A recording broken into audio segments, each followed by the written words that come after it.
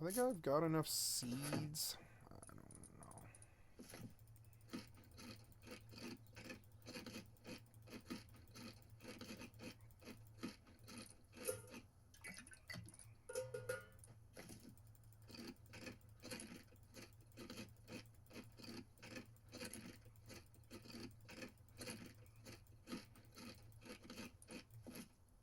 Oops.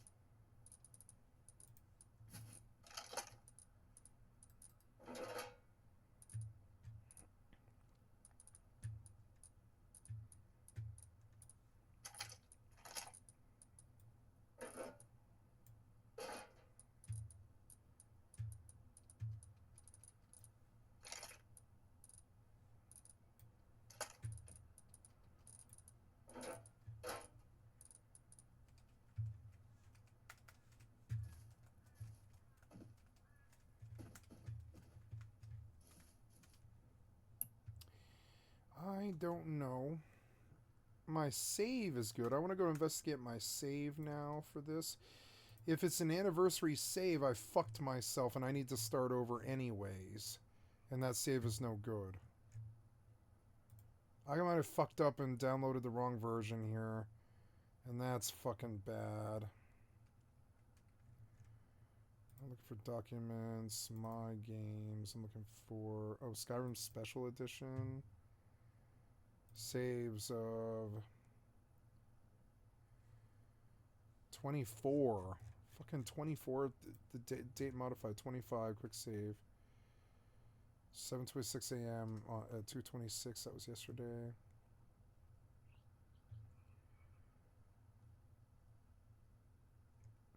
No, but they're there. They're just not they're just not backed up. So okay, quick save, auto save was made today. So no, it is saving this all in the same file. It's that my install has become corrupted. That's something that I can fix. So what I'm gonna do is I'm gonna come to where this is, and I'm gonna reinstall Skyrim. That's something that I have no issue doing. So back to this is the install of Anniversary Edition, but Anniversary Edition is bad. It's bad. I'm gonna get rid of it. I don't know. I think we should purge the mods now and see if that fixes all of it before I do anything else. I want to go to games of Skyrim, 2 active mods. Oh. What was that?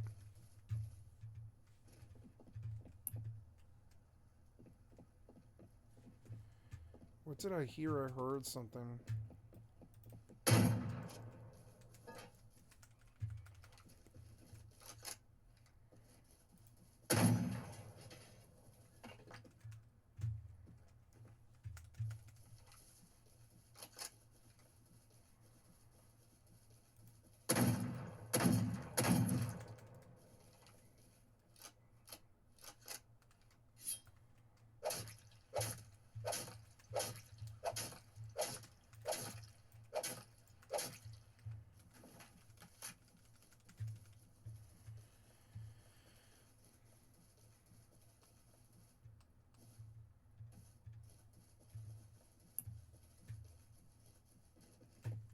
So the last day of the wipe is like a really big deal here because it's called the purge, and PvP is enabled.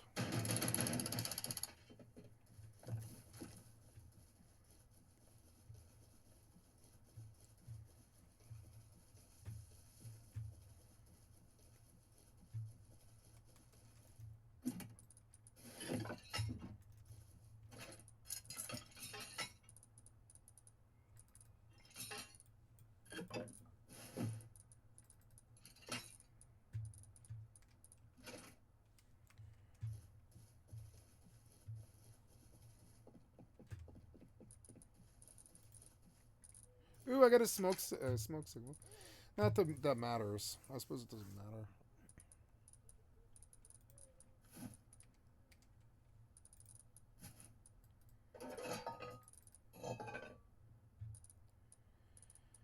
I'm full of stuff again.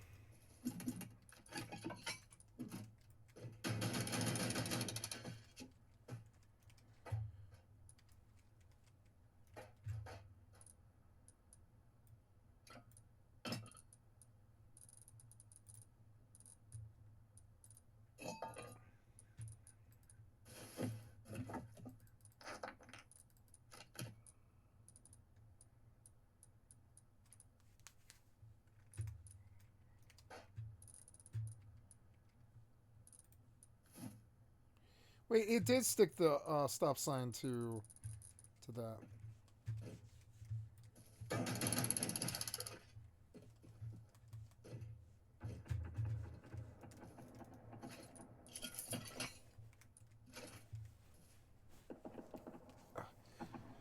don't think this pillow setup is working.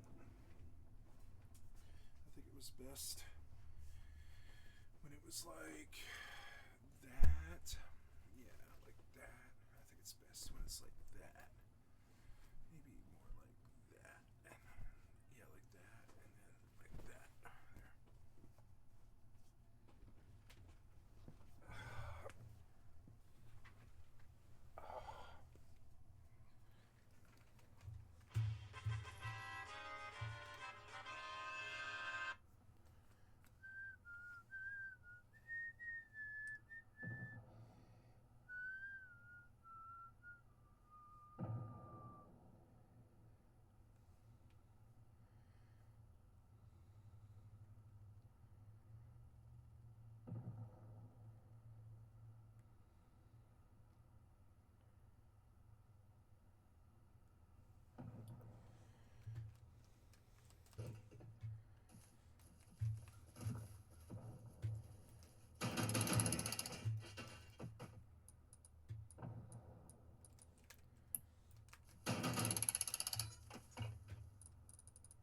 95 bear meat. Let's go back. It's so easy to teleport. You can just fucking like go dump. Homes, go home. I love this server.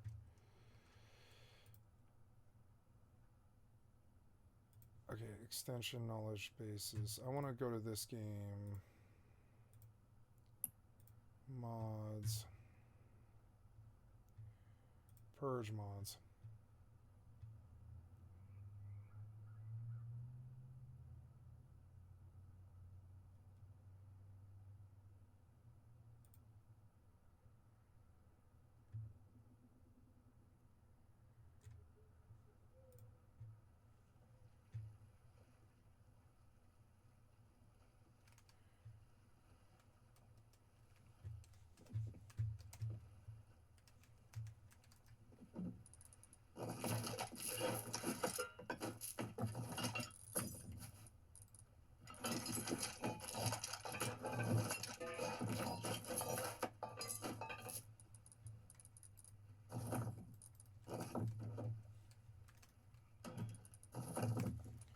Am I really down to like that amount of wood here?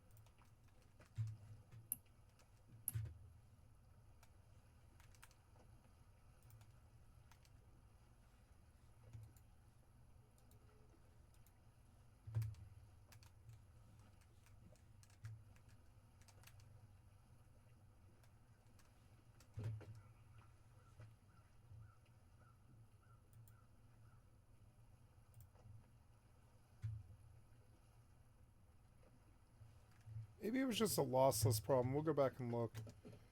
See if it's still acting up.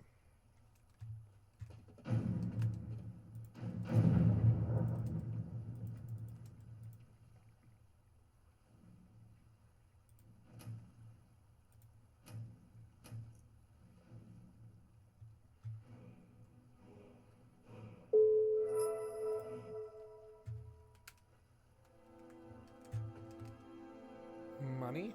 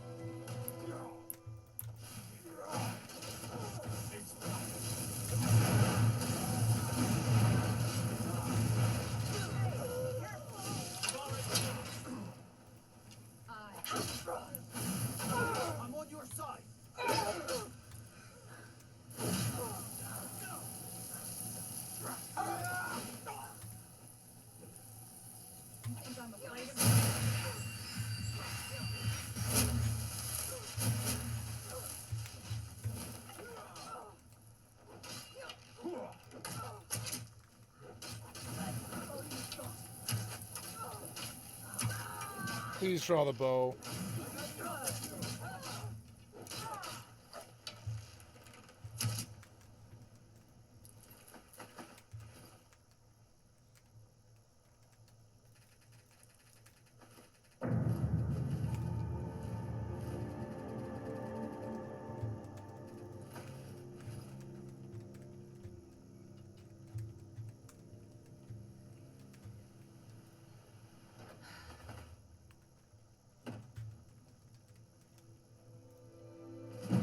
Conjuration.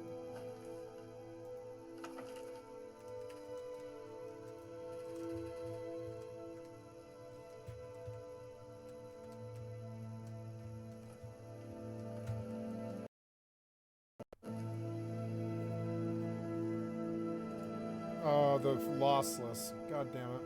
There. This game does not like lossless.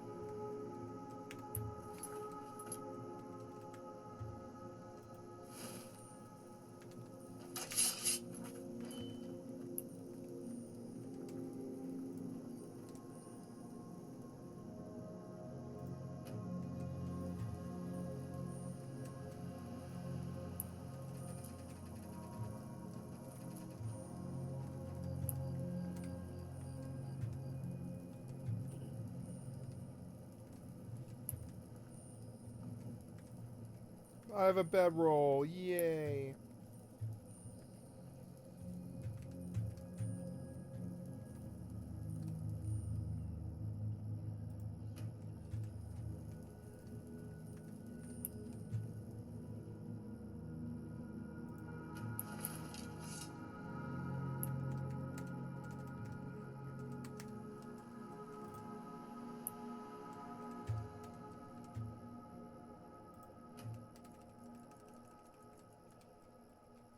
Camping out at my new house site because I don't have a place to sleep yet.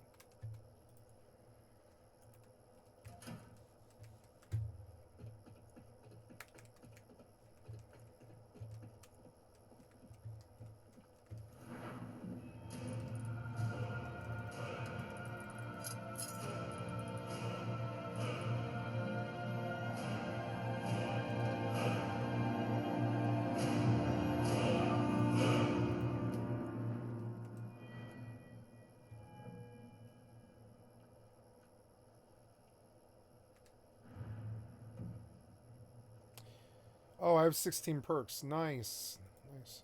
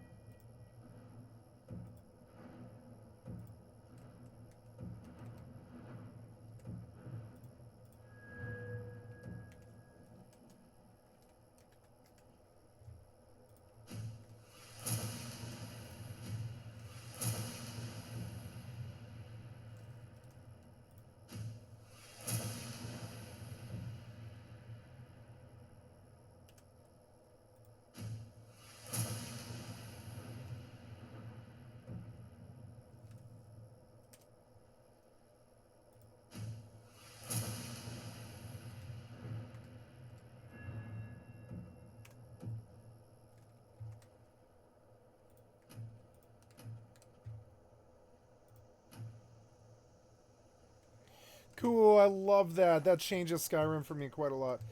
It seems to be performing better now that I purged it. It doesn't seem to be seizing at all, and I'm noticing that it really doesn't like lossless, because I think it's doing some form of upscaling on its own, and not saying it.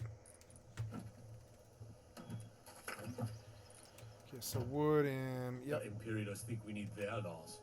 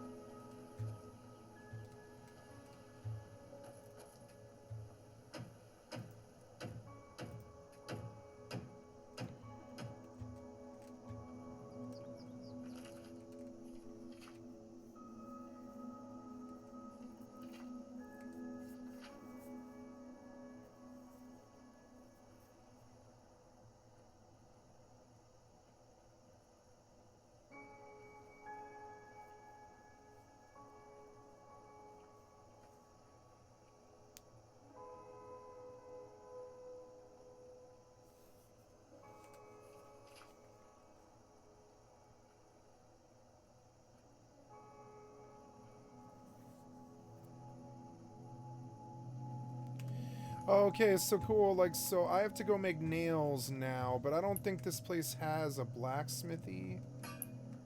Oh, wait, Yes, it does. It I'm does. still here. Lead on, my queen. I want to make nails. I'm still here.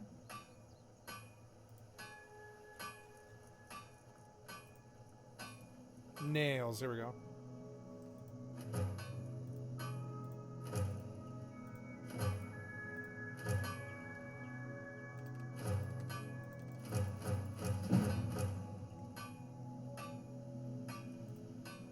Oops. But I need a smelter, too. And I didn't do that before I came here. So now... I've got to make a trip to Riverwood now. But that's okay. I know this journey quite well. I gotta say I'm learning more about the game. Let's see if without Lossless, if I get hitches like I was before. It's because Lossless was on and I didn't know it. That's why Skyrim's crashing and shit. What is that sound?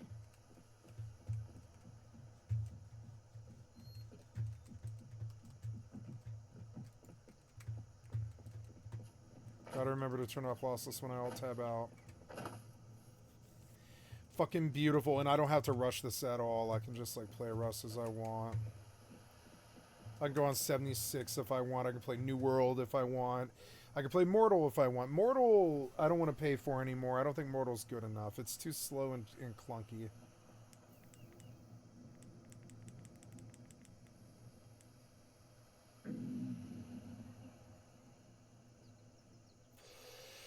And it doesn't have mobile bases.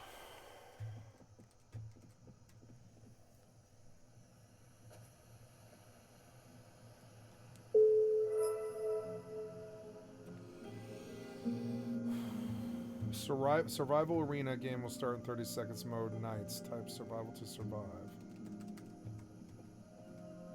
Net Roger. Nubs.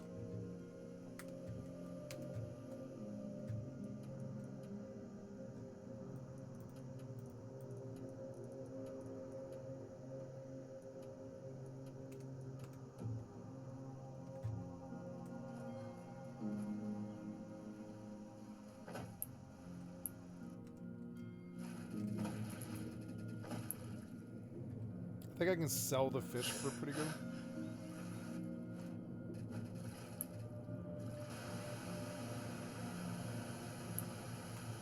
Yeah, without Lossless. Oh, Lossless was on, so Skyrim starts to stutter, and I get it. Lossless needs to be turned off. It's not Skyrim, it's Lossless. Also, I need a better copy of Special Edition than Anniversary. If the save is good, I'll just use this Anniversary install until it gives me a problem, but the save is probably good. I can probably resurrect the save.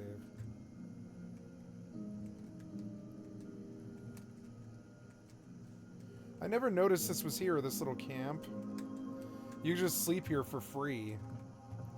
Oh, because I improved the towns. Yeah, I modded the towns, so there's probably more stuff.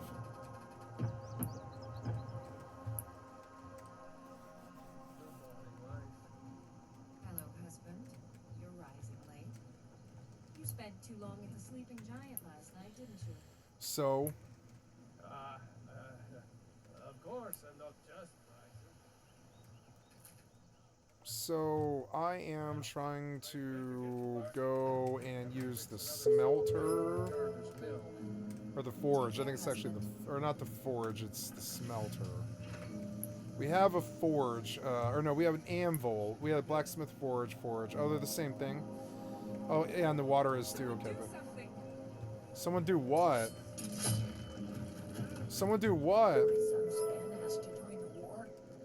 Not this again. What are we aggro to? Oh, it's a wolf. Okay.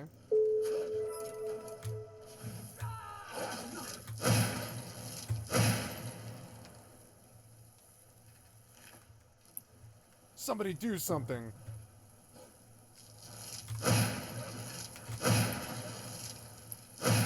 Good job, guard. Oh, that's Feindal. Yeah, that's Feindal. Yeah, it's cool. I like having like 4 people. It's fucking fun. I'm gonna make it like 12 or like 9. I don't know, 9 to 12 or something like that. I could just take a bunch more slaves. There's nothing really stopping me. Like guards, I could take like a whole bunch of guards on each side. Go cast your fancy magic someplace else. See, but is he my guard? No, that's my guard. I need people that stand out. Ooh, money. So anyways, I'm here to do blacksmithing stuff. I need a smelter. Taller every season. Hi, she's helping me in the house. Oh, is it the forge? I guess it is the forge. Oh, is the forge the same thing? I guess the forge is the same thing. So can you make iron ingots? No. Or, well, iron, right? I want to make ingots. Oh, all my things are expiring.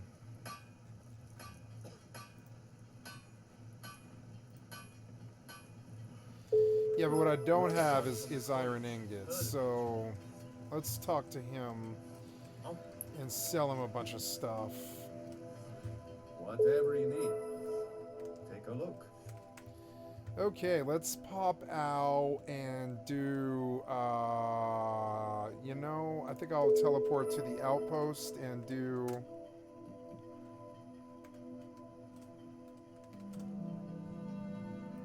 I'll do the outpost. And I'll do the basement.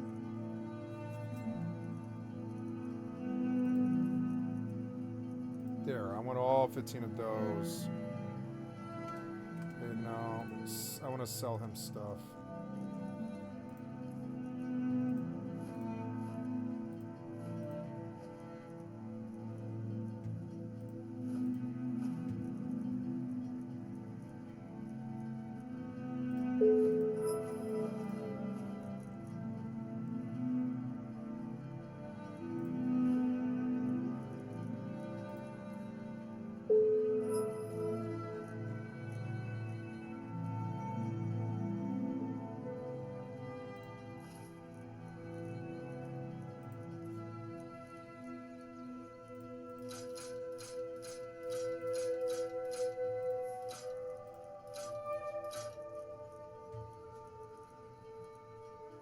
Ooh, I've got to run more dungeons. I'm poor. I'm so poor.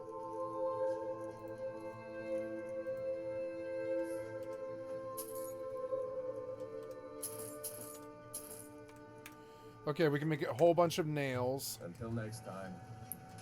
One of the gods said he saw a mage appear out of thin air. Claimed it was one of the sigil attacks. That made me screw. Wait, how do you make ingots? Let me guess. Someone stole your sweet.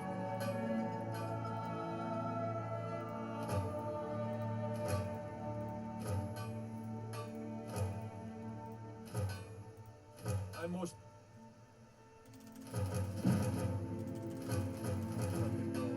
Been too long since I've had a good friend.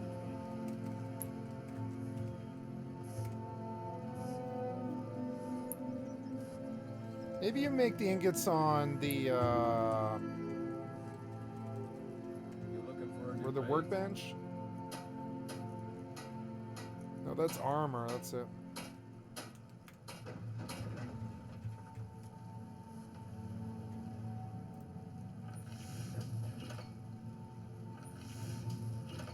I bought iron ore, but I can't make ingots, I guess. I don't know.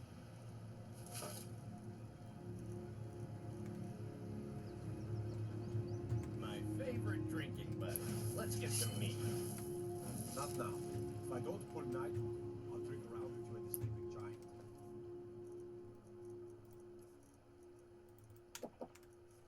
But I'm thirsty now. You're always thirsty.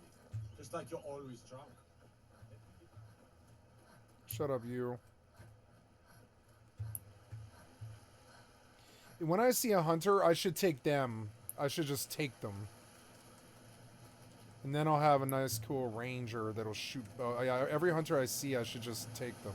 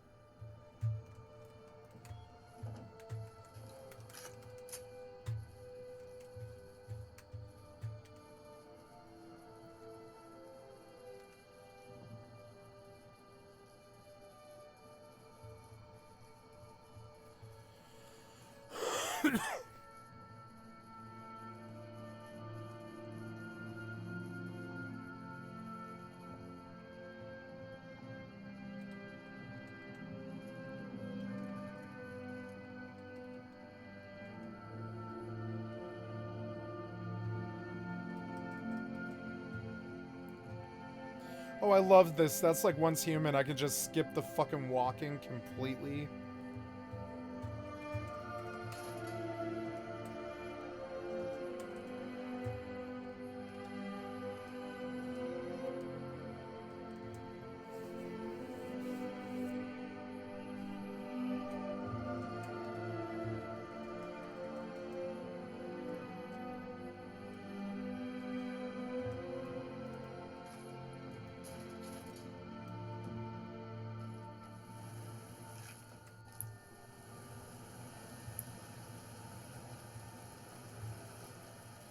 I don't think I'm supposed to sell him all those things. Like here's a, oh, it's a fisherman. I've been hunting and fishing in these parts for years.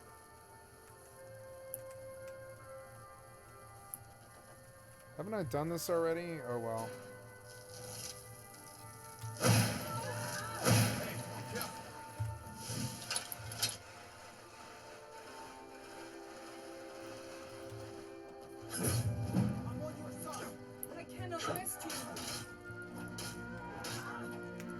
What is my powers set on? Mouse 4. What?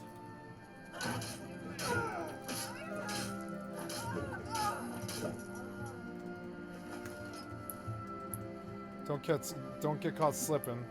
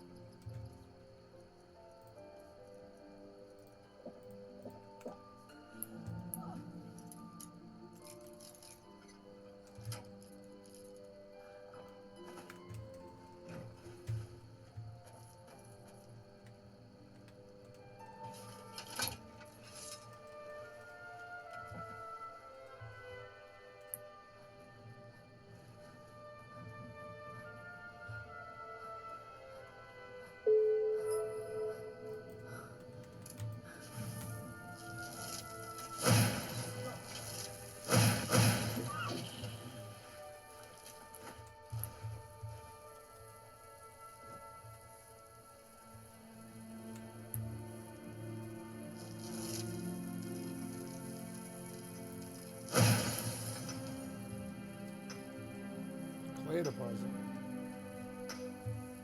Wherever the Daedra hide, the vigil of step, the suffering the Daedra cause will not go unpunished.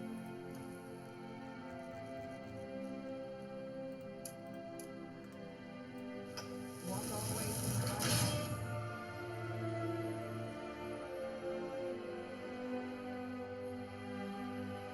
We will drink. The mercy of Stendar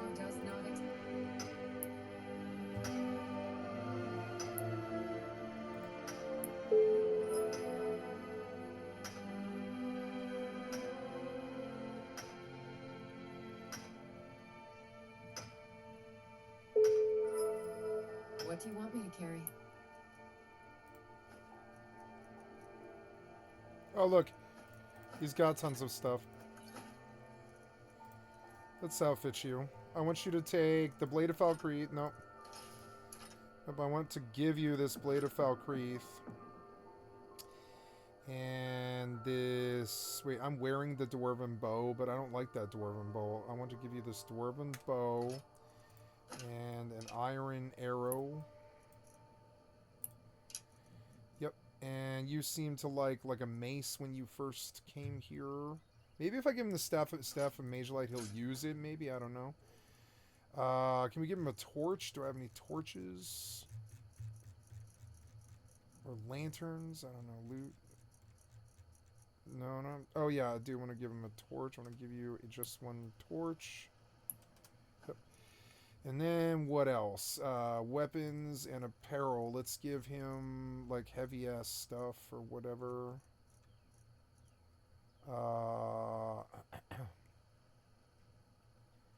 That necklace of waning shocks. No, I'm not giving him that. I'll tell you that. I'll give him this vampire armor. There. And then, there, give him that thing. Yeah. And then, yeah, what about scrolls? Yeah. Will he use scrolls? Yeah, if I give him a bunch of scrolls, will he just use them? It'd be funny to give him a bunch of scrolls and just see him use them, but no. Let's give him a face mask.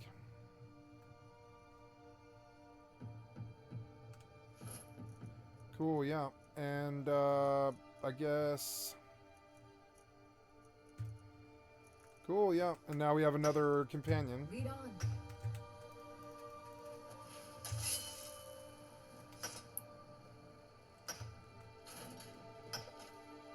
I got your back.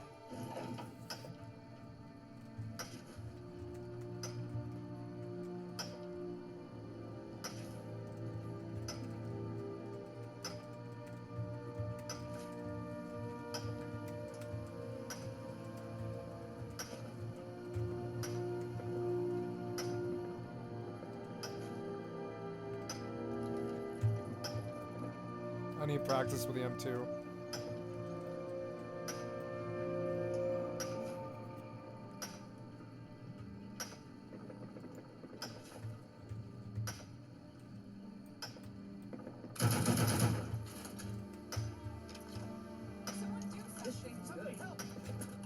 What? Oh.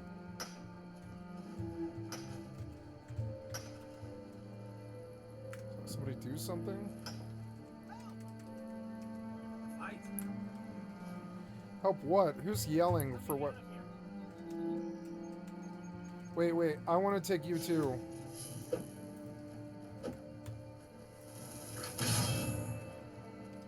Resist the target in combat.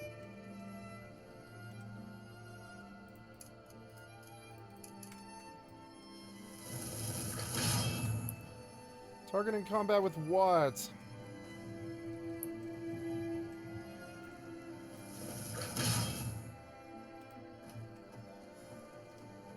Sheath your weapons and come quiet.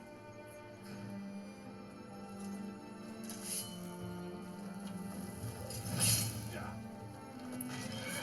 Oh, it's a skeleton. Jesus. I have a fucking horse.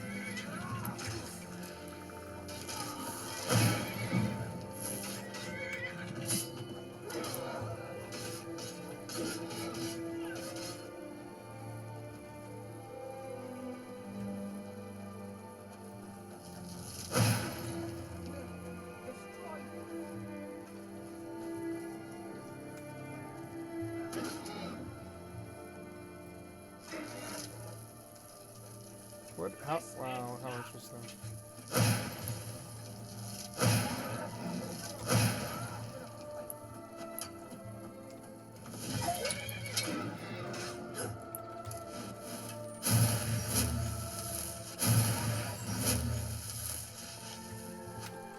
This horse is hard.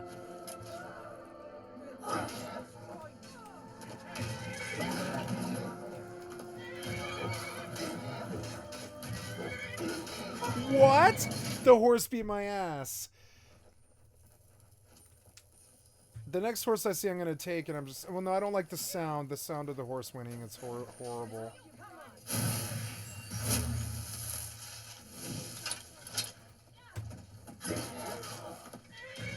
Maybe I can take a giant.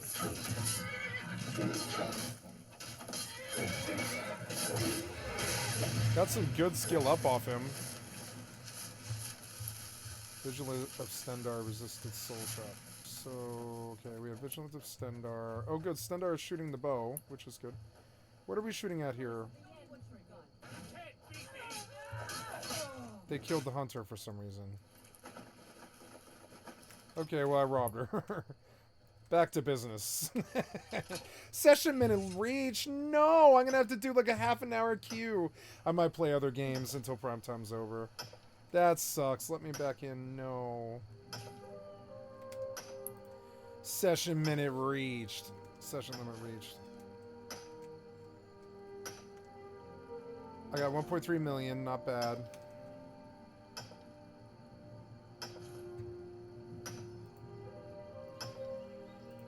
New DLC for Skull Crusher pack for Deep Rock Galactic. The Skull Crusher pack. New DLC for Deep Rock Galactic. That's good to know. Expeditions, a Mud Runner game. Split Fiction. Dark Hours. Oops.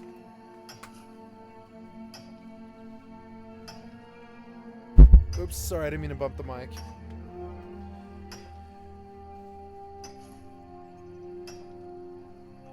Dark Hours, whatever that is. Indiana Jones and the Great Circle. It's already $10 off. Ubisoft Publisher Sale.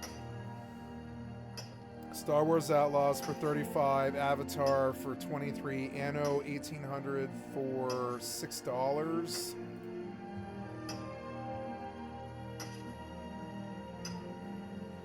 This isn't my style of game.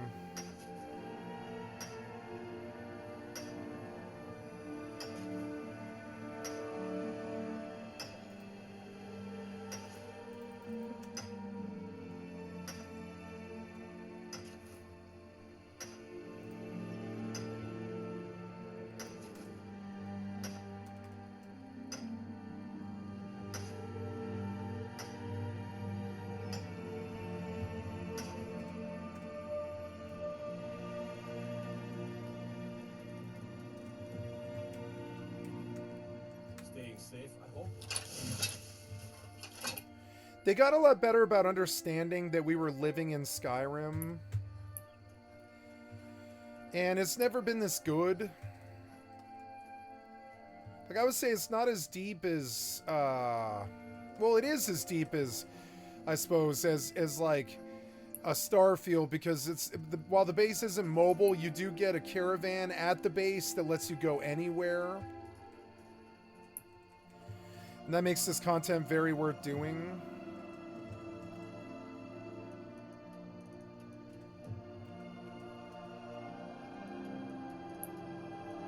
Oh, I went way the fuck past it. Oops.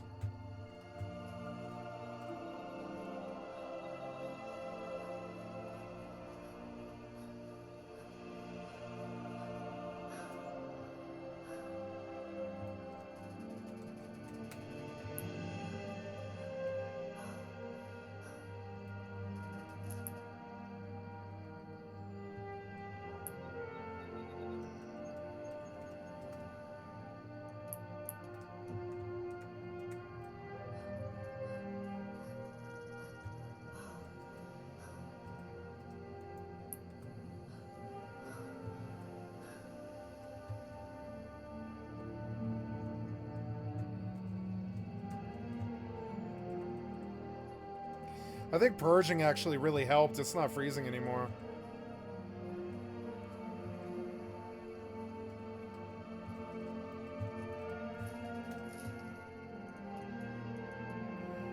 Wait, what is Pine Watch? Just south of it, there's another place, too.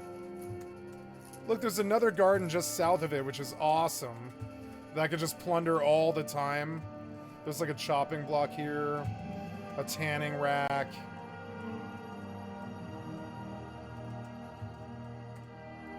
Tons of food. That's good because I want to cook. Let's look at Pine Watch, I guess. Wait, but I can like crack in here. And it's not illegal. Oh, you keep getting a Steam error, damn it.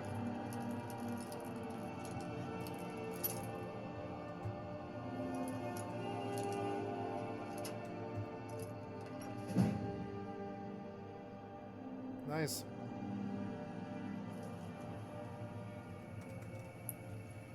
Ancestors in the Dunmer. What is this place? We're like sneaking around in here, but we need to see if there's people for a save. I've come so far. I love journeying around this world. It's fun as hell. Who are you? Bandit. Whoa, Bandit Outlaw Warrior. What the fuck? Whoa. Get control of him.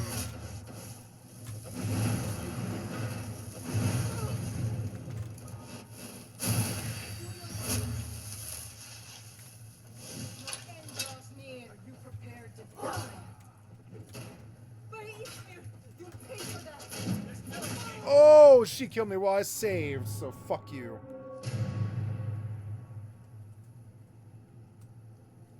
So we were opening stealth. Can I get a stealth opening with her?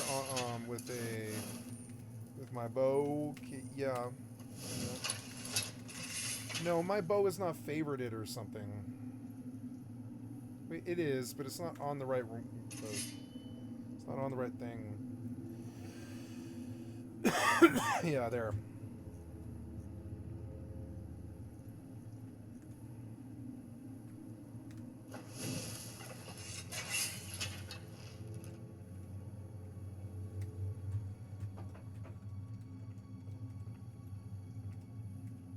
I don't know why your back's turned to me, but... Huh? Time to end this little game. By order of the Jarl. By order of the Jarl.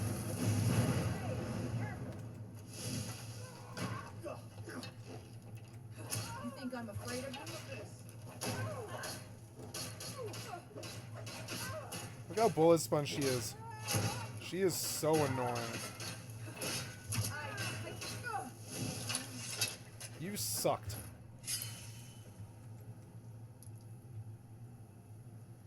This is stealing for some reason, but I don't think anybody lives here or whatever.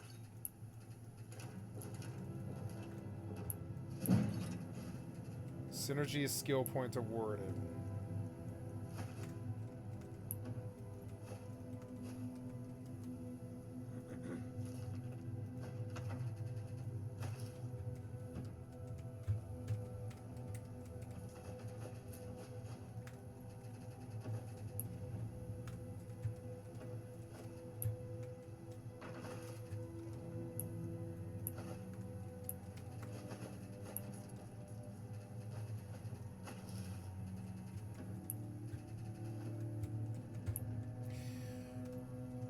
Okay, so Pine Watch is owned, and we need to get the fuck out of here before the owner comes home.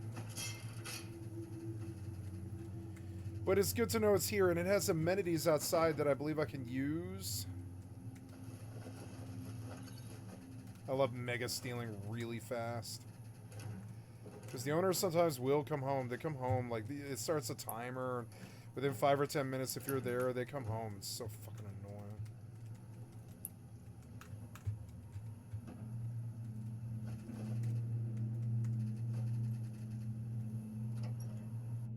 Wait, there was something on the wall and I missed it. Still here. Oh. Have we started, Rust? No, you're not going to get me back in this server either, are you? Oh, damn it.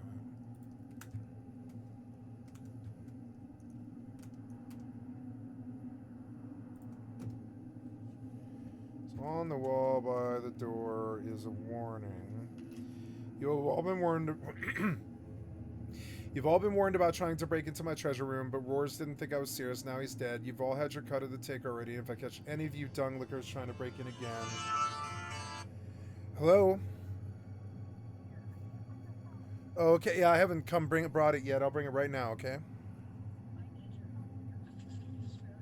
Oh, of course, yes. I see it. Okay, guys, sorry, I gotta pause it here for just a second. There we go. Hells yeah. X4 Foundations. I love this game. Inactivity. Son of a bitch. I keep trying to log on. I can't seem to do it.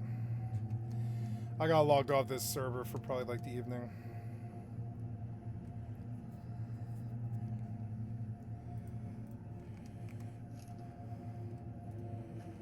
the no false. Well, so that was cool, but somebody lives here. Who owns Pine Watch? We could just enslave them, I suppose. And then take their shit.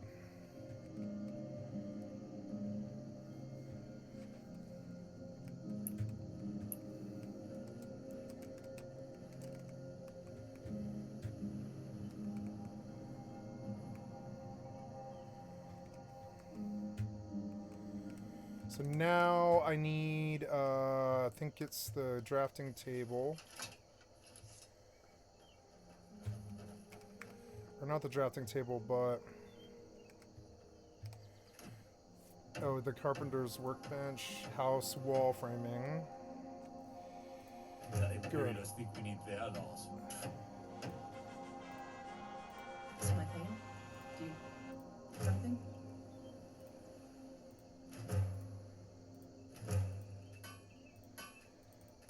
What business do college mages have in a place like Iron South Valley? fittings, It's a place for lock, little and kids. 2 Start hinge. weird experiments.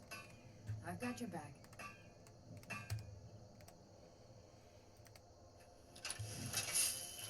Guard might get nervous. A woman approaches with a weapon drawn. We stopped. What is it? Fuck, I need iron ingots, and that's gonna be so What do you annoying. want, cat? Alright, well, I know where to go.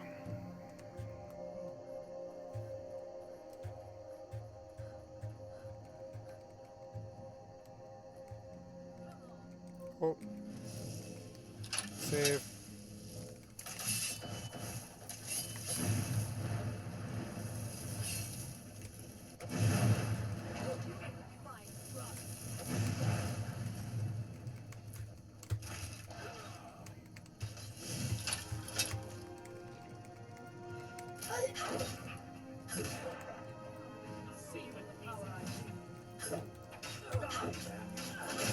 Oh!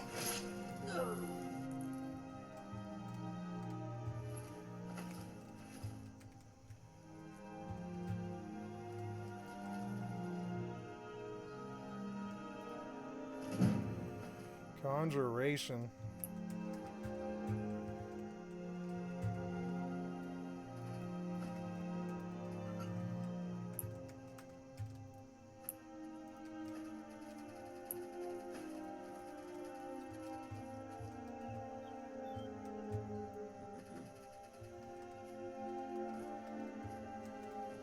Where am I now?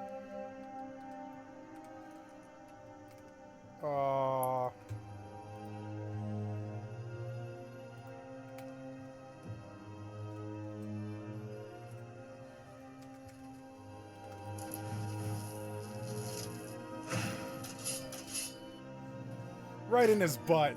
Yeah.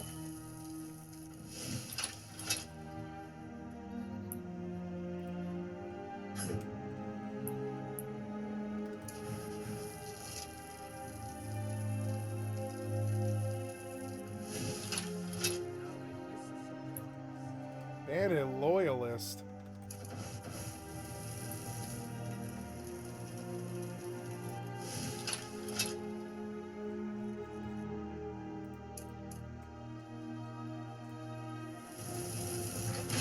Count out your coin. Time to die, hero. I'll show you what.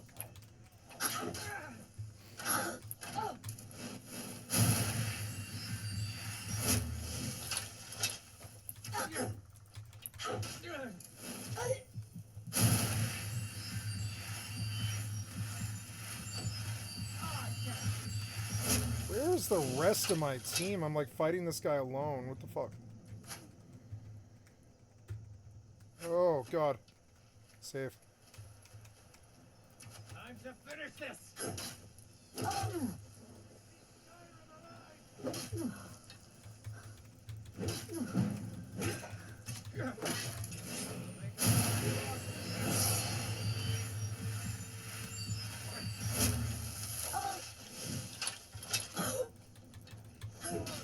Oh, you fucking dick. Where's my team? I haven't heard a sign of them in 10 minutes or something. What? Oh my god. Let's see what you got. What's hitting me? Some other archer. Some other fucking archer's hitting me. Fuck are you guys? Where is my friends? Where are they? Why are you standing here? You are standing here. You are doing nothing. Fuck are you doing? Engage the enemy, please. Not so fast. Oh, you suck at... Ah, you're so annoying. Oh. Fucking archer.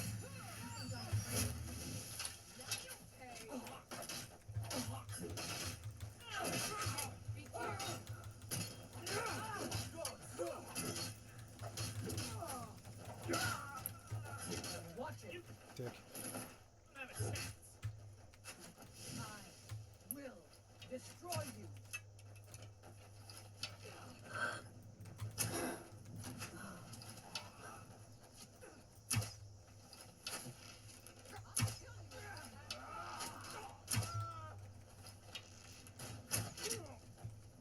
Die.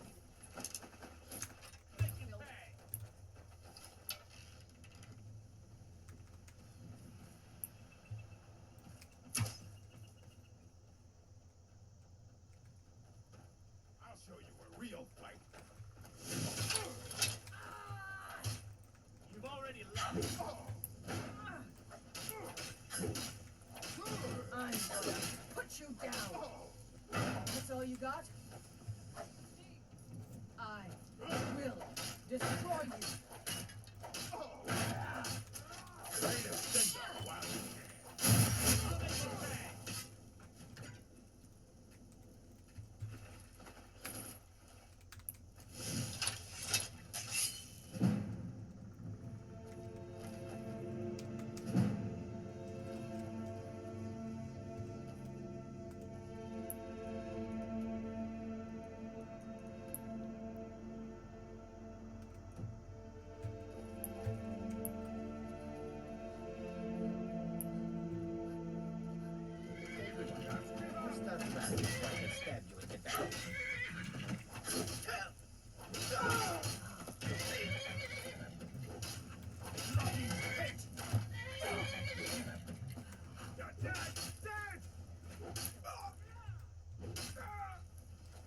Can't wait to count up the coins.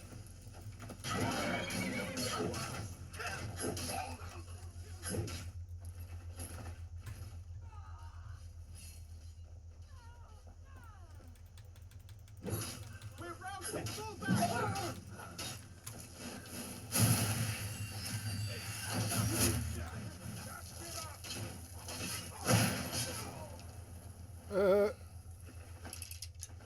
Oh, look at all the stuff he had. Thank you. Robbing peddlers is good money. Rusty Spoon is full now. No. I have to do a queue, but I should... Well, yeah, I should just get in the queue, and eventually I'll get in.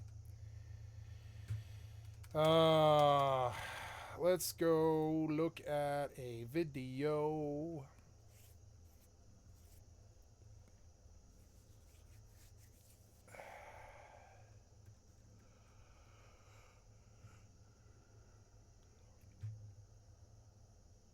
I'm going to eat dinner.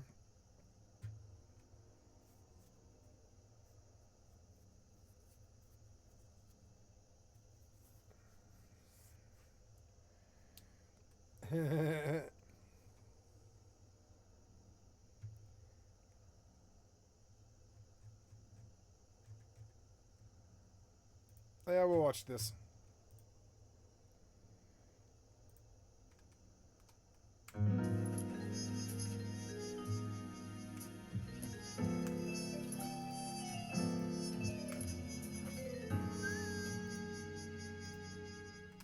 What if I told you there was Loud.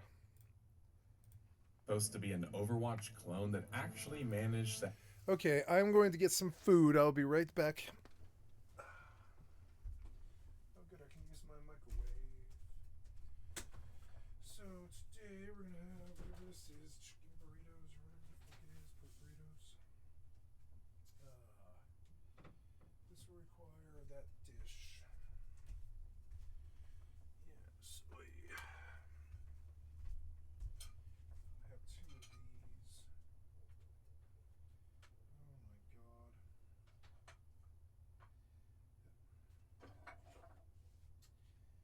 a whole bunch of this pork meat stuff on it. And a whole bunch of these tomatoes on it. All over it. Okay,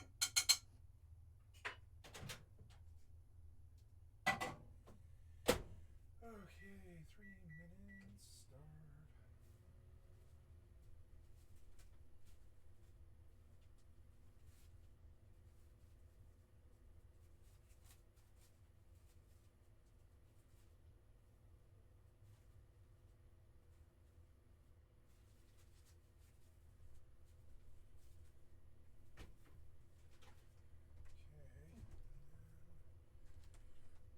what's this? Trumpet.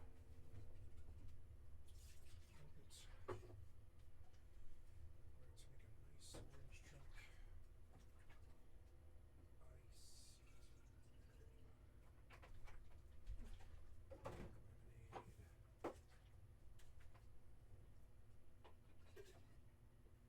Lemonade. Okay, pink lemonade.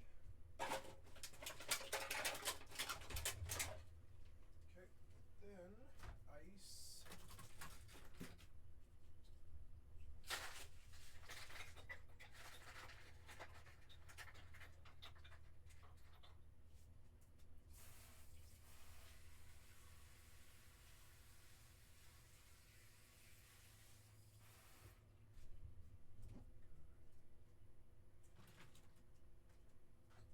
Then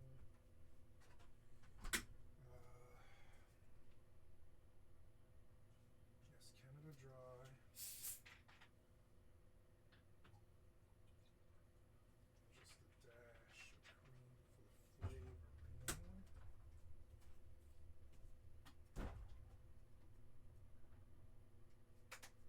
There we go.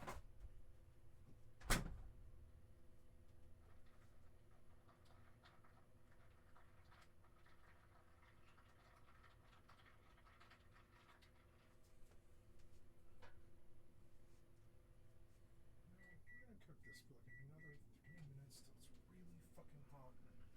Yeah. Seems good. to have a modicum level of success, despite being helmed by arguably one of the worst game developers, rated both by the community and, as of late, its own employees. You would probably not know what game I'm talking about, when most of the titles that competed with Overwatch, willingly or not, have failed, except the more recent super popular Marvel Rivals, which has a cast of most of the popular superheroes in it, but shares similar gameplay and modes to Overwatch. But before Marvel Rivals, and yes, actually before Overwatch, there was Hi-Rez the studio, and their history of working on games before quickly moving on to other ones, a little too quickly I might add for my taste. Hi-Rez was cooking in the lab, when they ended up creating something that was similar in ways to Overwatch, but originally quite unique and novel of a game in concept. While Paladins would have its earliest I like development Paladins. started much before its announcement in the 2010s, it wouldn't actually launch into open beta until September of 2016, and then launched fully in May of 2018. Paladins was able to reach 35 million players within just a few years, with peak players at a respectable 20,000 plus. This is not only impressive for the time, but it's impressive in modern times, with these numbers being half of what Overwatch 2 is capable of in current day. While some might scratch their head at that statement, Paladins has always been an underdog in their competition with other competitive shooters, both having a smaller budget/team and being led by a not-so-liked studio. Paladins would manage to have a 5+ year run before being recently announced in 2025 to be pushed into a maintenance mode after having most of their employees laid off or moved to other projects. This would effectively slowly kill the game as I got active in. development is Why halted am I altogether. dead? The death of a game series is usually about highlighting major failures or deaths of companies or games, but sometimes we also chronicle middling titles or even extremely successful and genre-defining ones. That's because our ultimate goal is to cover all virtual worlds and all online gaming in general, whether they are the most popular major hits or the quiet cult classics. If there's a story to be told, we want to tell the story. Paladins falls into the latter. Sure, it's in maintenance mode now qualifying for the series, but it still managed to actually reach a good level of success, given the circumstances and their competition. That being said, Paladins never really reached their full potential. I'm gonna go get my dinner.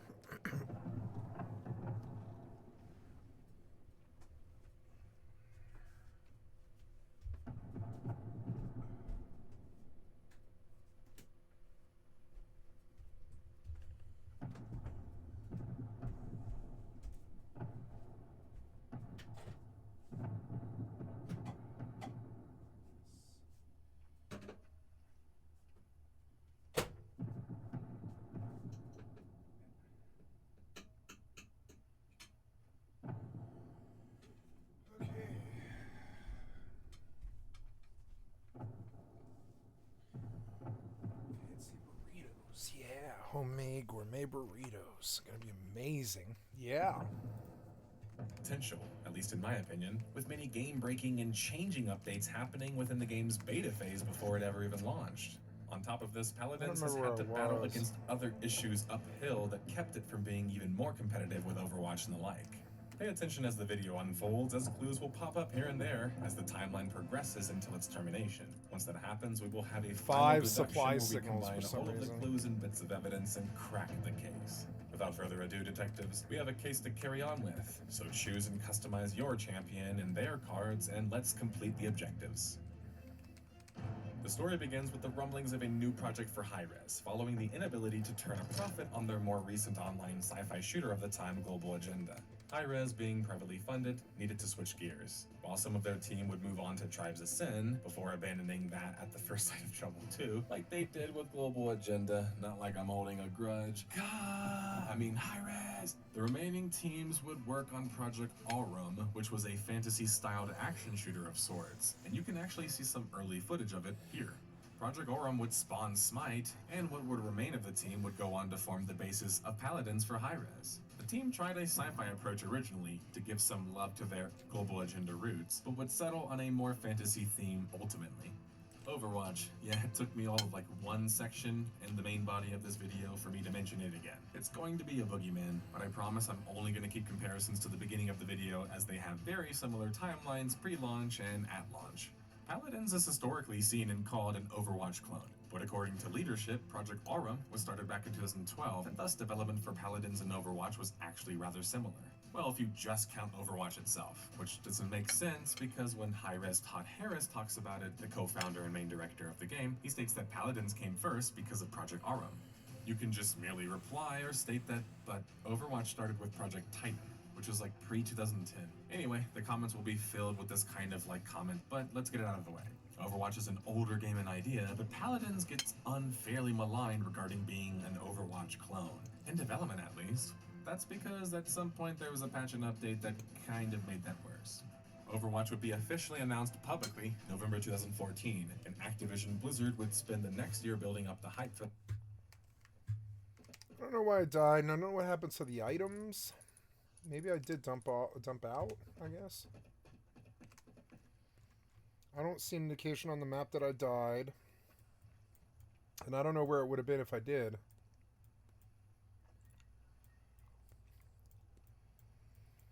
Maybe you do like lose all the loot.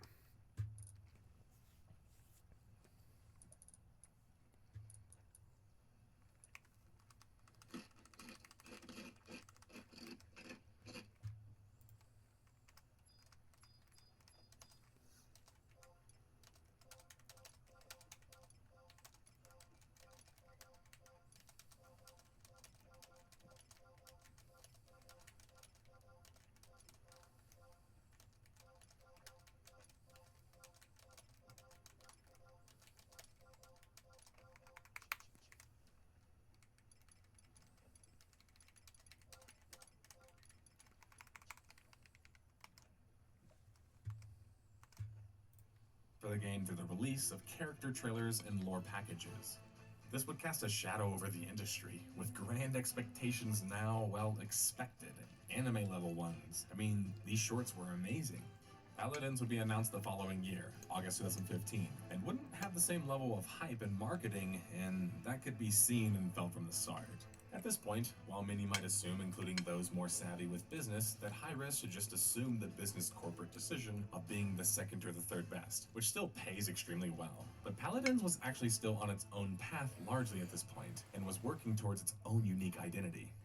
Overwatch would be the first to reach a publicly playable state in the form of a limited closed beta test in October of 2015, and Paladins would shortly follow, releasing in November of 2015 in closed beta as well. This time, Hi-Rez had managed to keep things as close as possible, and the runoff would surely help Paladins, especially with the differences between the games potentially. I was lucky enough to test both of these games in their closed beta, and they really did feel like distinguished and different games. Yes, Overwatch was a hero shooter with objective-based modes, and Paladins was that too, but it wasn't just that. It actually had a massive open map instead of like a smaller shooter-centric map that allowed for all kinds of plays and discovery. And even though it was a big map, the matches would still only last around 15 minutes to like 30, and you could ride around during the spawn or outside of combat in general with the help of a mount. As you would progress in levels, you would be given new choices and selections of cards that would empower you in your abilities, allowing for more deep customization and replayability. The card system in Paladins is actually one of the most unique aspects of the game, allowing you to choose from a group of them pre-match, called a loadout, and then during the match, which is kind of like leveling up and picking talents, as well as purchase from a selection of generic ones, sort of like items in a MOBA. The process, or flow of the match, was built around the objective focus of the game mode Siege, and how players in it must rush to capture a point, then defend it as the map progresses. You then had to push your payload essentially, kind of like push in Overwatch, more so than just the payload map, where both teams could push to the other side, progressing the game. Time to kill in Paladins is another one of the unique aspects of the game, not just due to how the card system functioned, but also due to simply how much slower it was to kill a player, versus in something like Overwatch or Battleborn even. This allowed less shooter-centric players to have more of a chance, and even MMO players finding a bit of a home with Paladins. Meanwhile, a failed hero shooter in Lawbreakers tried the opposite, including not being free to play. I know that seems like a stray, but I felt like it was relevant. Regarding Paladins being free to play, Hi-Rez would state that they had learned their lesson from Smite, which recently was making some moves and money largely through their skin sales, aka microtransactions, since the game was actually free. And thus Paladins was shifting to a similar model, also cleverly positioning it as a free alternative to Overwatch. Overwatch would launch in May of 2016 and would change the very face of gaming, especially the shooter world. While this sounds like an exaggeration, not only would Overwatch reach 7 million players in the first week, Blizzard would also report over $1 billion in revenue the first year. Overwatch was a near full-priced multiplayer game with no single player, and thus the player number that you hear is paid players. Overwatch would make even existing franchises start adopting characters and heroes and ultimate abilities and the like, much like MOBAs made other games do before, including hero shooters. But although the Paladins, the Overwatch clone comments get old, what people, including the co-founder of Hi-Rez, Todd, failed to grasp is that Paladins might not have been made with the idea to copy Overwatch, but it was a unique game.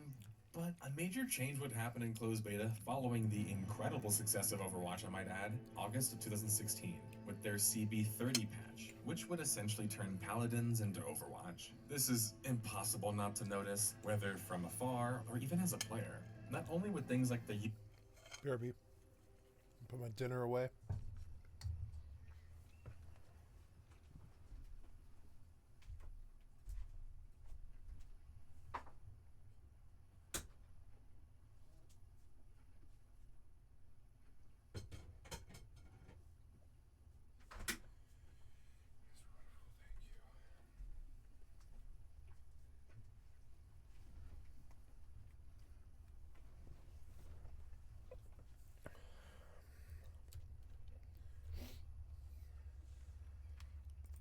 UI and the entire mounting system, which was now automated, and the card system even be changed, things that people didn't even want changed really, they also would change core features, like the time to kill, which was also much faster. You also now had ultimate abilities, a UI that mimicked Overwatch, and it was like instead of differentiating from it, when they already had success doing that, Wait, Hi-Rez what? ran towards the comparisons. So you can't really be mad when they arrive, no? Paladins would enter its open beta, but more like its early I have an access L96 launch, now as for typical some with reason. high-res games, so they can monetize it as fast as possible due to self-publishing. The new changes were now present, and regardless of these changes, Paladins would explode into top Steam charts, reaching 100,000 new accounts created in just one day as well. While Paladins would lack the polish that Blizzard games were kind of famous for, it was still quite polished as a title, with no FPS dropping and good visuals. While some were flocking to the game because of its ability to borrow from other successful games, the majority of the reviews that you would read on Steam during this period of time showcased that Paladin's biggest strength was being the free alternative to Overwatch. Not necessarily being the copy to it, though. And it was free to play, which should be stated that, as I tend to always say in videos like this, that free to play is an oxymoron. It's free to try, more like, but there's always a couple of things that you have to buy, and things that end up making it either pay to win or a bunch of vanity and collection stuff that kind of are just cool to have. Now, Paladins wouldn't have any pay-to-win aspects in it, luckily, but still it rubbed many the wrong way, including myself, that they were already charging people for things in a supposed open beta. While Overwatch would hit multiple millions of players in the first week, Paladins, a game built by barely a team of originally like a dozen or so developers, would take a few months but would hit similar numbers. This was a major success to me, though it should be stated that Overwatch's players were paying $40 for the game, while Paladins wasn't able to make that level of money without their microtransactions, which Overwatch would also have. Still, it's safe to say that Paladins at this point was the de facto number 2 DAO. At 60,000 peak players in Steam, which was a nice place to be when many titles were coming out and floundering spectacularly. Paladins would also launch on consoles into early access into the following year, further boosting its population and reach. Paladins would even manage, though a few years later, crossplay, something that Overwatch would actually take a little bit longer to achieve. By the end of 2017, Paladins had reached a total of 5 million players and still had an active player count on Steam. However, the most controversial patch yet would happen December 18, 2017. And yeah, Oh, no. arguably more controversial than the Overwatchification update. OB64 would, not unlike the Overwatch update, change the foundation of Paladins, this time regarding the monetization. Now cards would only be able to be leveled up by opening chests, and you had to get the same card multiple times in order to level it up. Now cards also couldn't be chosen for a loadout pregame, and you could level up the cards to as much as like level 10. So holding 5 cards against a player who didn't level them up would put you at like a 50 level advantage over somebody. This is even worse because now the game is kind of pay to win, because your character is more powerful with more powerful traits. Now, I don't know if these changes came because Hi-Rez was looking for a way to make more money, or simply felt that they didn't want to keep being second best if they weren't going to get paid accordingly, if you catch my drift. Luckily, the update, though, would only last a few patches before being removed, but the damage was kind of already done, with the peak population dropping to like 34,000 players around this point. And worse, the reputation of Paladins and Hi-Rez, further I should add, being tarnished. This would keep players from playing Paladins because they weren't sure that they even reverted these changes in the first place, as some of my sources would even state. Coming as a bit of an all-ball move, detectives, and attempting to cash in on the current trend of Battle Royale games as typical with Hi-Rez and, no, not just the Paladins accusations, check out this. Paladins would launch a spin-off mode dubbed Paladins Battlegrounds. Paladins Battlegrounds would feature hero shooter battle royale gameplay with up to 100 players on a giant map. And to put it simply, and not spend too much time explaining what Paladins Battlegrounds was, or what it would later become known as, Realm Royale, because we've actually already covered it on the series, Realm Royale was a battle royale hero Oh shooter yeah, Romero. that was fantasy focused. I like this one. Realm Royale would launch later in the year in the summer and would feature a different style and gameplay compared to the mode featured in Paladins. Now this shift wasn't just a change of a name, it literally became a Fortnite clone overnight. I mean, you can even see it in the video gameplay. While it might seem like I'm just picking at hairs here, I think Hi-Rez was already showing a desire to pivot to something else, bigger and better. A habit that they would showcase throughout nearly all of their titles, especially the more recent ones. Hi-Rez chasing trends as a company wasn't inherently bad, it's kind of smart. It just seemed like they would get bored of their new toy eventually, though, and move on to the next shiny one. And Realm Royale was just another example of this, especially when it was recently officially canceled after existing in a maintenance mode for some time quietly, with no communication concerning such. The full launch of Paladins would happen May 8th, 2018, roughly 2 years after it entered its supposed open beta, closer to an early access launch. This time, although the review ratio was technically more positive, far fewer players would join the game during this time compared to their open beta launch. My guess is that people already thought that the game was out, so launching it didn't really do much to push things. Another issue could be the combination of now having a lack of identity, being the Overwatch clone, and proper marketing. Had Paladins been more unique like it was pre-launch, they could have marketed themselves on that fact and thus differentiated without having to put that much money into it. Instead, now you have an Overwatch clone in many respects without any of the marketing that that game is famous for and capable of. Just watch the launch trailers and compare them. One feels like a movie, the other feels like a Fiverr cinematic. Paladins would drop a mobile game sometime during the same month. Very fitting, which would be eventually canned after next to no hoopla for it. Reportedly, Paladins Strike, as it was dubbed, was made by Goblin Network, a company who no longer exists, a Chinese company that Hi-Rez seemed to just kind of offload their development to, contracting-wise, and the results were just about as expected. Diablo Immortal, except way worse. With population data at under 30,000 peak players and under 15,000 concurrent for the first time, Paladins was already showing signs of slowing down the same year that it launched. Sure, the game was able to hit 35 million players in total, reportedly, but things weren't peachy keen at Hi-Rez, their parent company. Hi-Rez would split into 3 studios following major news dropping in August of 2018. This was done in a way to focus development on specific projects reportedly, and have studios assigned to specific games most likely. Though I also have to be honest, I think it's a tactic that studios like Wildcard behind Ark Survival use to shed their negative stigmas associated with their name.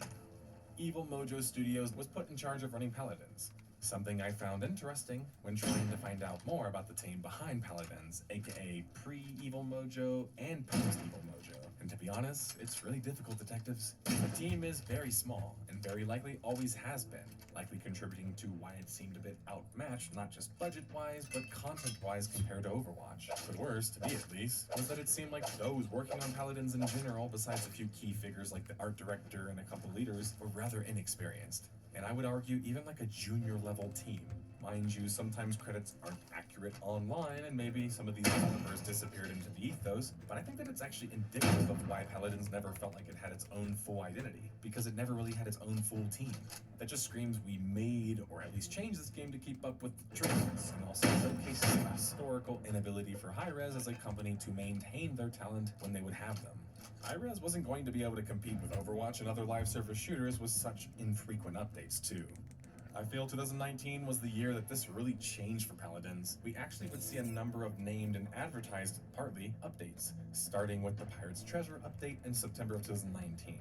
The problem is this is like the worst update of the year, because it's a classic live service monetization update, where it's just a battle pass and new skins that you can buy. The Damned Frontier, as it was dubbed, would add a new champion, Rom, whom I'm actually quite fond of because he looks and plays like a Doom character. And Paladins would then introduce 2 new siege maps during this time, Shattered Desert and Bazaar. Bazaar's introduction is one of the coolest. It has a really cool soundtrack and honestly shows probably some of the most personality for a map in the game. Tigrin's Tale, which would be the last update of the year, would drop December 2019 and would release another champion, this time Tiberius, the Weapon Master. 2 more updates would happen at the start of 2020, and these were kind of more of the same live service slop monetization updates. There's a couple of aspects that are strange about this though. For starters, Paladins isn't published by a big corporation. They're self-published, meaning that Hi-Rez was doing this themselves. As a private company, not a corporation, they were purposely mimicking corporate gaming's approach as a private company. Ew. The other aspects I dislike, and this is true for all live service games, is that developers are just sitting on the content. Your content, your map, your champion, your new things, name it. They're just sitting on all of it with the intention to breadcrumb it to release it. This isn't the same as designing it. Kind of sleepy. Calculation is just about making more money. These paltry updates can be historically blamed on COVID, but that happened during the last update of the year. After reaching an impressive 45 million players now, Paladins alongside other multiplayer titles would release fewer updates in 2020 to coordinate with the pandemic. However, many other shooters, even classic ones, are growing in population size during this time. Meanwhile, Paladins' player base was shrinking by the end of 2020, down to just 14,000 players peak and under 10,000 players concurrently. Hi-Rez, recognizing how slow the update cycle was going for their past year, would promise with their Eternal Pyre update and subsequent ones that the new update cycle would be more frequent. The major update being Season 4 Calamity, which would drop February 3rd, 2021. Not only would it introduce a new hero in the form of Yagoroth the Devourer, it would add some new ranked rewards as well. But the promised more frequent changes came, but the updates weren't really anything to write home about. They were not really even filled with much content, to be frank. Each update would add a new champion just about, but not really a whole lot of anything else. And I know we hate Overwatch comparisons, damn it, but Overwatch had more content and a seasonal Christmas patch than Paladins had in like full season launches. I know Paladins was supposed to be the free alternative, but it felt more like the free indie alternative. Imagine if they had bigger budgets, a bigger team, and a proper support system. They would have likely left Overwatch's shadow a bit more and found more success. Population by the end of 2021 was down to just 13,000 peak players and 7,500 concurrent. These were numbers getting dangerously close to a population size that would struggle to find accurately matched games, which would just exacerbate issues. Season 5 would drop January 31st, 2022, and although it would, like the previous 8 updates, just release one champion and a few balance changes, the update, dubbed Schism, just feels so uninspired. They dubbed their battle pass this time around the Abyss Hunter Academy, which kind of sounds cool. It sounds like something Monster Hunter-esque, or like My Hero Academia. The problem being that that's the extent of the coolness of the update. Where are the proper challenges? Where's the lore and the thought? Why not introduce a new player academy that allows old players to master new challenges, or do something corny with each other? When you're just releasing a new battle pass after new battle pass after new battle pass with no new gameplay, it just feels like business updates, more than game updates. Hi-Rez would restructure, yet again, this time more officially I guess, and Evil Mojo would still handle Paladins, but would also now handle Realm Royale and Rogue Company. The latter two described as being in maintenance mode. Evil Mojo was split extremely thinly at this point, having to run maintenance on 2 different games and live development on another. With the restructuring would also come a number of undisclosed layoffs. Hi-Rez wasn't sitting as pretty as they were before, with Smite fading away in relevance and revenue generation, and the resources being spent on developing its sequel. Following the news and subsequent smaller updates, the population would continue to drop. By the summer of 2024, hitting as low as 5,500 players peak and just 3,400 players concurrent. Something we avoided mentioning due to how many times we have already mentioned it was Overwatch. It actually released a sequel in 2022, meaning that they were getting newer and fancier content, meanwhile Paladins was heavily stagnating. And yes, Overwatch 2 was mostly hated, but it still was overall more success for Overwatch. The Paladins team would add custom games that would actually become quite popular during this time, allowing players to customize just about everything about the game. However, the updates from the end of 2023 to the end of 2024 were all small updates, some not even adding any new champions or maps at all. And just when you thought that Paladins would get a slow but respectable death, Marvel Rivals would pop out of nowhere and just start knocking everyone out, surprising everyone with their smash launch on December 6th, 2024. Marvel Rivals would reportedly make over 150 million their first month, and be downloaded by 20 million players in just the first few months. This level of success was insane, especially with so many hero shooters still on the market, but Overwatch and Paladins had been slowly fading away. Paladins more so. Marvel Rivals had just poured gasoline on all of that. During this time, Paladins would drop to a mere 4,600 players peak and 2,100 players concurrent.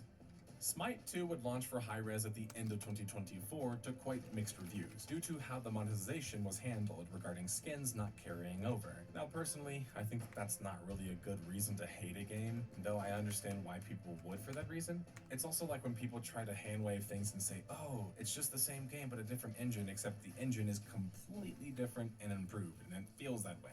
God, I can't believe I'm actually holding water for Hi-Rez, but the point being that Smite 2 wasn't bad, but it wasn't a smash hit that Hi-Rez seemingly needed it to be, and maybe arguably wasn't the direct upgrade that they needed it to be to Smite 1. And with nearly all the other Hi-Rez games severely slowing down at this point, largely due to the neglect for many years, Hi-Rez was going to have to start making some big moves if they wanted to stay afloat as a private company. January 29th, 2025, and Hi-Rez would drop more news that they would be planning on shrinking their content cycle even more for Paladins going forward. This was accompanying their update of Lakona's Wake. Worse, and seemingly coming without Evil Mojo Studios planning, the studio working on Paladins and Hi-Rez would drop a bomb on everyone. February 2025. Hi-Rez, seemingly in a move of desperation, would put all of their eggs into the Smite 2 basket and lay off a whopping estimated 60 developers. Operations would be shifted largely to Smite 2, meaning that the other 3 games, Rogue Company, Realm Royale, and yes, Paladins, would have their development halted, and they would be shifted fully into maintenance mode. The thing being, a number of Smite devs were also let go, meaning that it wasn't just placing all of the eggs into one basket, it was getting rid of any of the excess ones that you felt like you didn't need to try to keep a company afloat. The thing being, a number of Smite 2 devs were also let go. That's not me excusing layoffs in game development, and I hope that everyone got on their feet and got the help they needed, but I'm simply explaining why Hi-Rez would have to make these harsh decisions. While normally Todd Harris would respond to game-related stuff and Erez Goran, the other Hi-Rez founder, the main one, would respond to business stuff, Hi-Rez now had a CEO, Stuart Chisholm.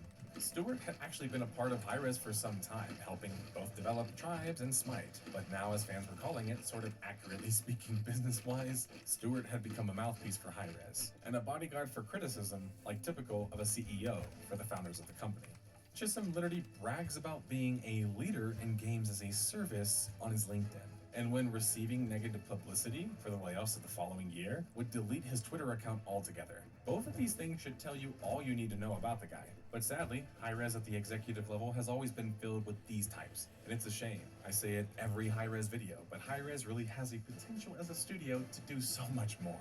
And they've shown it with a consistent ability to make fun games. However, past making fun games, they never show an ability to properly maintain a game and have such a history of trend chasing to negative and poor results.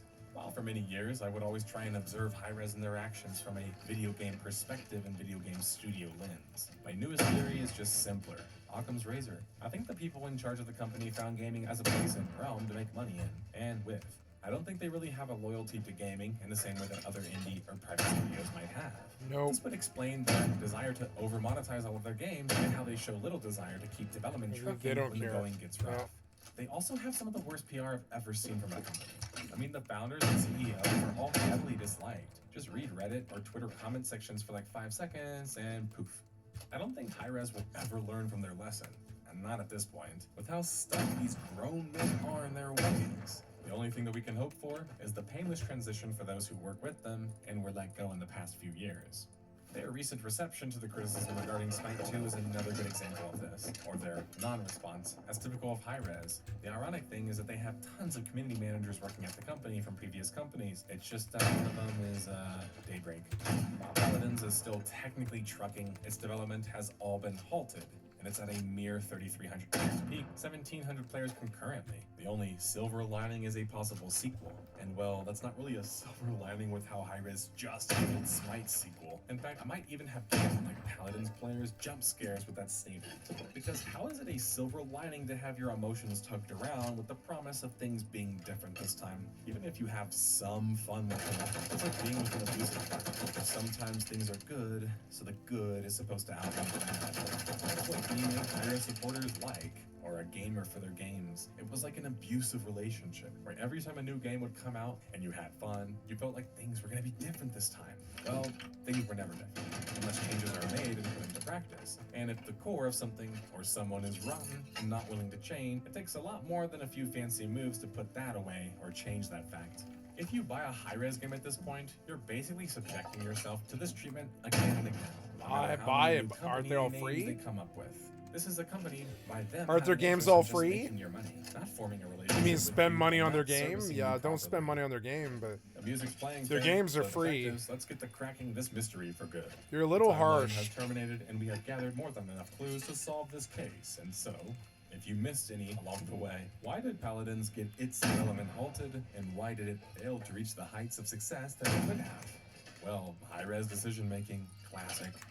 Monetization push-ups, loss of innovation and uniqueness, fierce competition, slow and infrequent update cycles, the Hi-Rez effect. If you've seen any of my other episodes regarding Hi-Rez, Global Agenda, one of my first episodes and my favorite games ever, hence my blood feud with Hi-Rez, and my Rogue Company episode, you know what the Hi-Rez effect is. It's their inability to manage a game and work through the game's balancing and life cycle Like issues, Funcom. all the while being Funcom's about to do consistently the same thing with making Dune. fun games, even when they're called copycat games, like Paladins, which still managed to find success and develop a cult following. While this episode might have come across very negative, my negativity is pointed more so at the Shepherd. I actually think that Paladins was relatively successful, given all that it was given for high-res, and I enjoyed my time beta testing the game personally. I just can't help but think about what could have been. And that sounds strange for a game that became the Overwatch free-to-play clone, but I really think that Paladins could have set itself apart and been something more and something special. Had high-res and had more faith in it, and less faith in just copying trends. Regardless, plenty of players found enjoyment in Paladins, whether through characters like Makoa and his ability to eat anything thrown at him as a tank, or Vatu the flanker and his high skill ceiling and powerful ults. Paladins might not have the best historical view in hindsight, but I think it's worth mentioning that it made plenty of players' days better, the free Overwatch clone or not. Thanks for watching, and let me know what you thought about Paladins in the comments. I like the below. shield in that game a lot more. Ugh.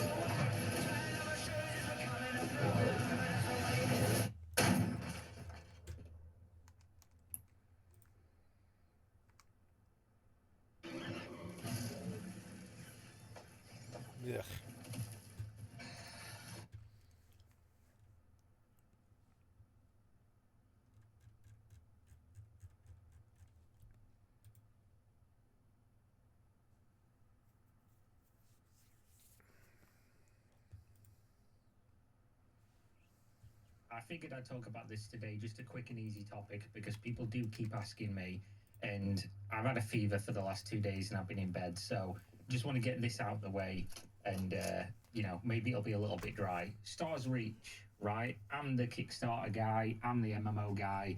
Why have I not talked about Stars Reach? There's a few reasons, really. One being I didn't think I ever really needed to, because the game, at least when I originally knew it was going to be being made, it didn't require... we didn't have anything to talk about in the first place, and then when I did, it was like behind the scenes. So I got in contact with Raf and the team through a mutual third party, and they basically said, oh, we're going to announce the game in a week or so. Do you want to come and speak to us? We'll take you through the game. We'll show you what's going on. We'll answer your questions. And then, you can give some input and feedback and things like that. And we'd really appreciate it. So I was like, yeah, cool. Okay. Did that. Really cool guys. Super, super nice guys. Can tell they're very passionate about what they're doing. And then, obviously, they asked for some input and potentially to, pay me to do some form of work, consulting, whatever it was going to be. I can't remember how it was worded.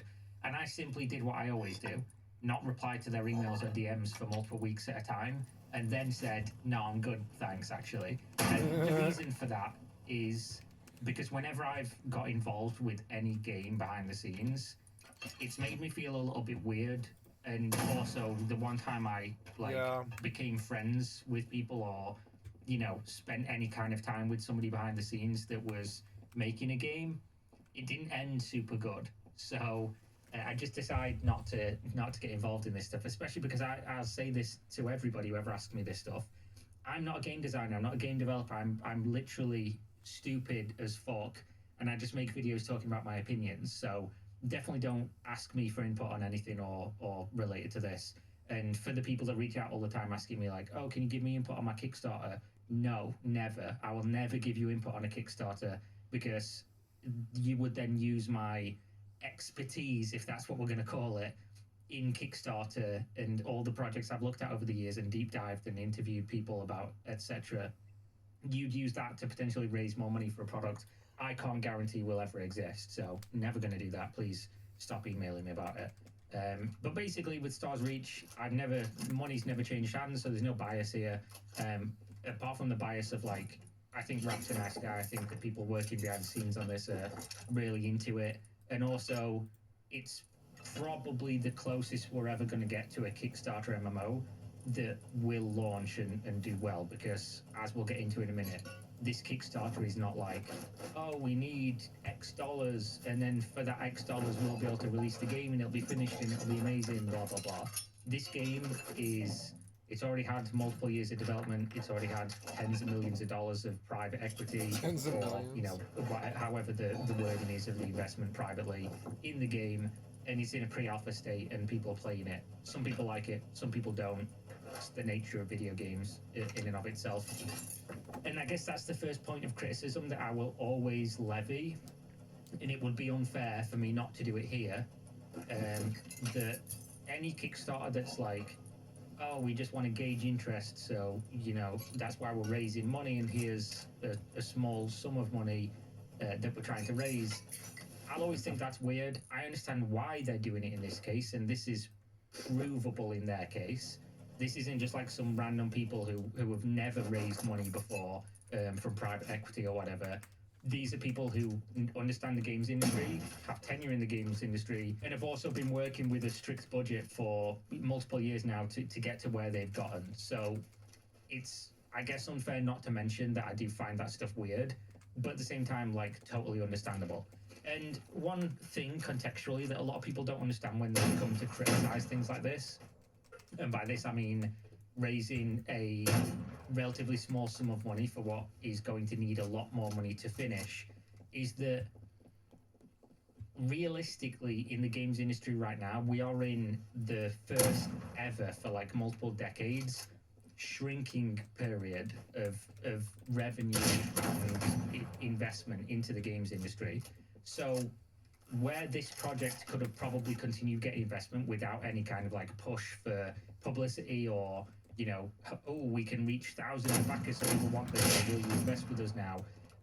You can't anymore, because if you look at like the stats that have been released based on like venture capital and money coming into the games industry, flowing into these studios for products that are not finished, it's like 10% of what it was 2 years ago.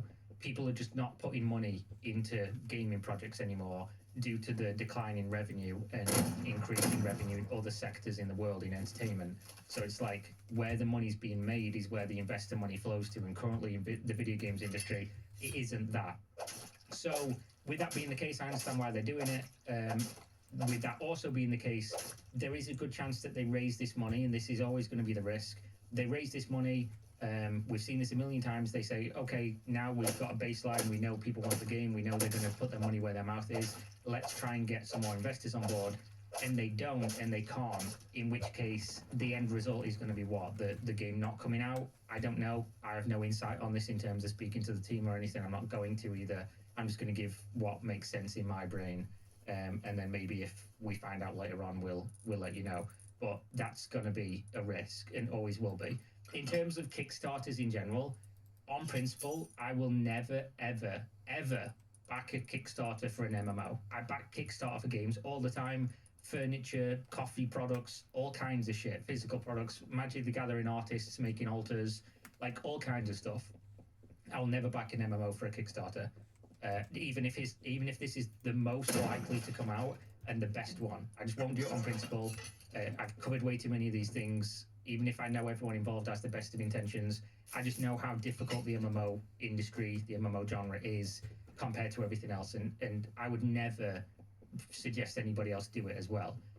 Unless, and this is the big unless, the big caveat, if you actually understand what a Kickstarter is actually functions like, and not just, oh, I'm buying something and I will get it eventually, which is not traditionally how Kickstarter has always panned out. And you understand that you are giving a donation, and maybe you'll get something later down the line. And even then, maybe it'll be something you actually want and like by the end of it.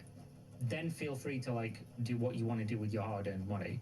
If you're going into this eyes closed, thinking like, oh, I just like Raph and I like the team and whatever, and they're definitely going to deliver this thing, even if it's a 99%, even if it's the most likely we've ever seen from Kickstarter, you need to understand that your money is just a donation at that point, because that's basically how these things pan out. Hello? My dad's called me, he's bringing me coffee, so I've got 5 minutes to wrap this up, otherwise I'm going to have to go AFK. So yeah, if you understand that and you're an adult and you've got disposable income, who gives a fuck? Back the game, go buy tiddlywinks and put them in your ass, like who cares, realistically. The problems I've seen from people that have messaged me and said, oh, you should cover this, you should talk about it because you're Kickstarter MMO man, of course, is people are upset that there's so many tiers to the back-in, because for some reason people see like a tier for $10,000 or whatever and they're immediately like, oh my god, this is a scam, this is crazy, blah blah blah. I don't like this, but this is industry standard practice, so I can't criticize them for doing something everybody on Kickstarter does, because if somebody wants to give them 10 grand for having a one-on-one with Raph and getting a special title or whatever, and you've got that disposable income. Congrats, I guess. Never me, never you probably, but congrats for the people who the 4 people so far who've decided to do this. Fantastic. With that though, there are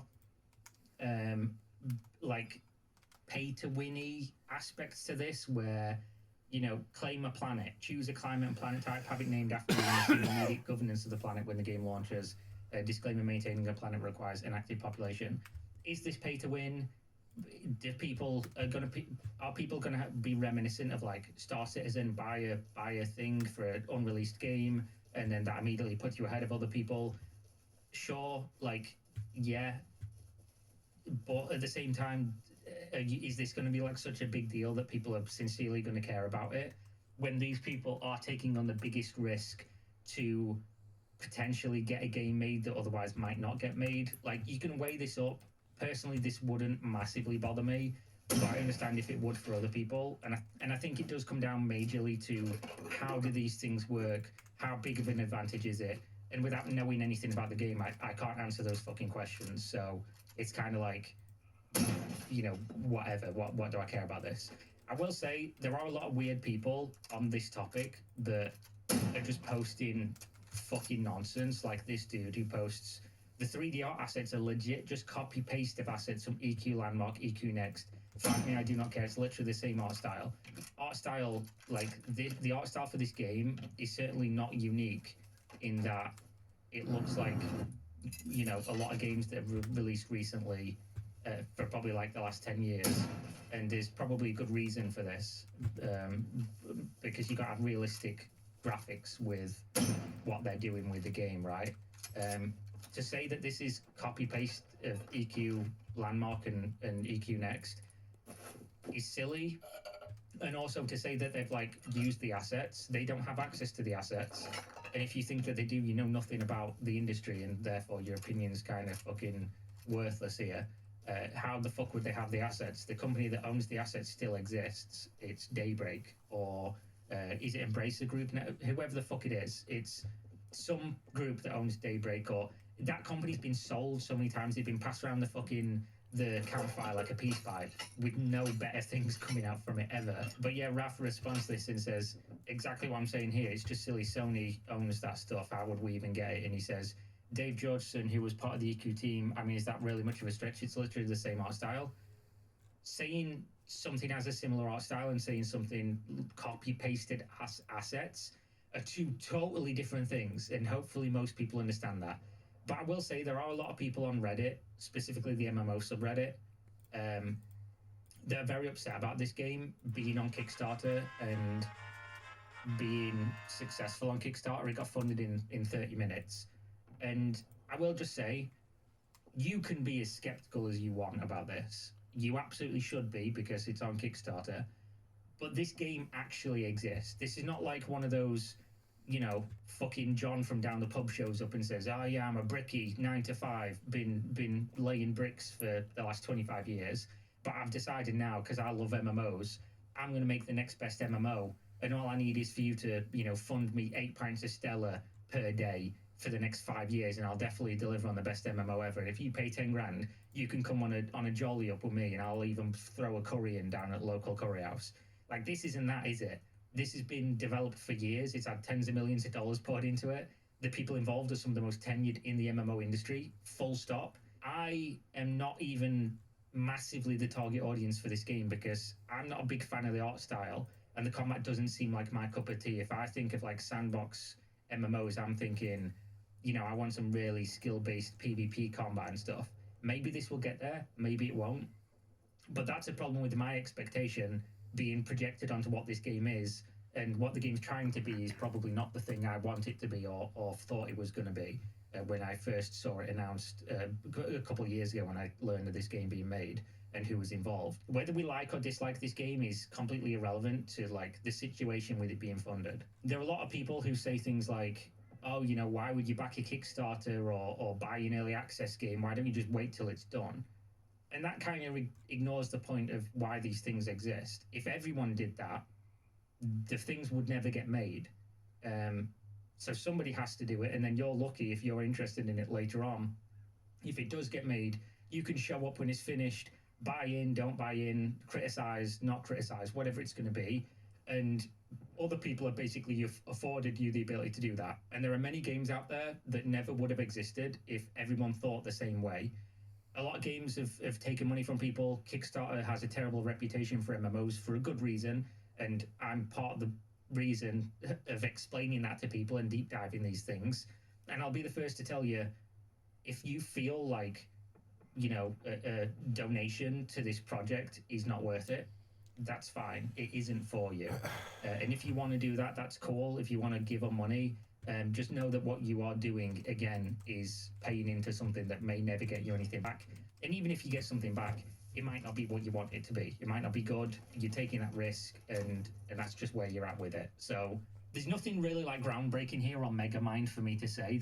I'm not going to go deep diving into this.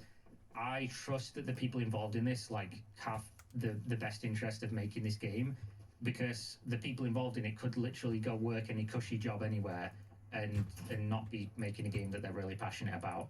And that's one of the things with indie startup games like this. This game is never going to be made by the next big AAA company from the West that takes a nosedive into the pool that is the MMO failure industry for the last decade. So if you want to see stuff like this made, just like if you want to see games like Warband made back in the day when it first launched on early access, somebody needs to bite the bullet, and the market will decide ultimately whether or not people want to actually do that or not. And it seems like people have with this. So luckily for anyone who just wants to pay attention to it, we'll see what happens, because you don't have to give them any money now, because they're already funded. And hopefully that means the majority of the money now is going to come from private investment, and we can just wait and a good game will come out. And maybe it'll be for you, maybe it won't be for you. I don't think it's going to be for me. We'll have to wait and see, I guess. But honestly, there's nothing really to say about this other than the people writing fucking dissertations on Reddit about how, Raf said this and it was mindly inconsistent with this thing he said 2 years ago, and then I spoke to him very passive aggressively on this, and he replied to me and he said things that I didn't like. Bro, it's really not that deep. Please, it's just a Kickstarter MMO, probably the best one we've ever seen in terms of the likelihood of it coming out and the amount of work that's been done to it. That being said, I'm going to be called biased and a shill or whatever. Again, no money's ever changed hands. I literally flat out ignored and didn't participate in any of the stuff that would have been beneficial to me. And I'm still not going to tell you to back the game, because I'm never going to in any crowdfunding situation. Even if this is playable, I guess it'd be no different at this point from saying this new early access game's on Steam and I like it, so if you enjoy this kind of game, go back it too. Same shit here, but I've not played this, and therefore I can't really give an opinion on whether the current state of it would be worth getting into to go and play. But yeah, it feels like that's all that really needs to be said. If there is anything, if you have any actual legitimate concerns, feel free to email me. Put a document together, a Google document, a lengthy DM that's well worded and points to things that you're concerned about, and send it to me.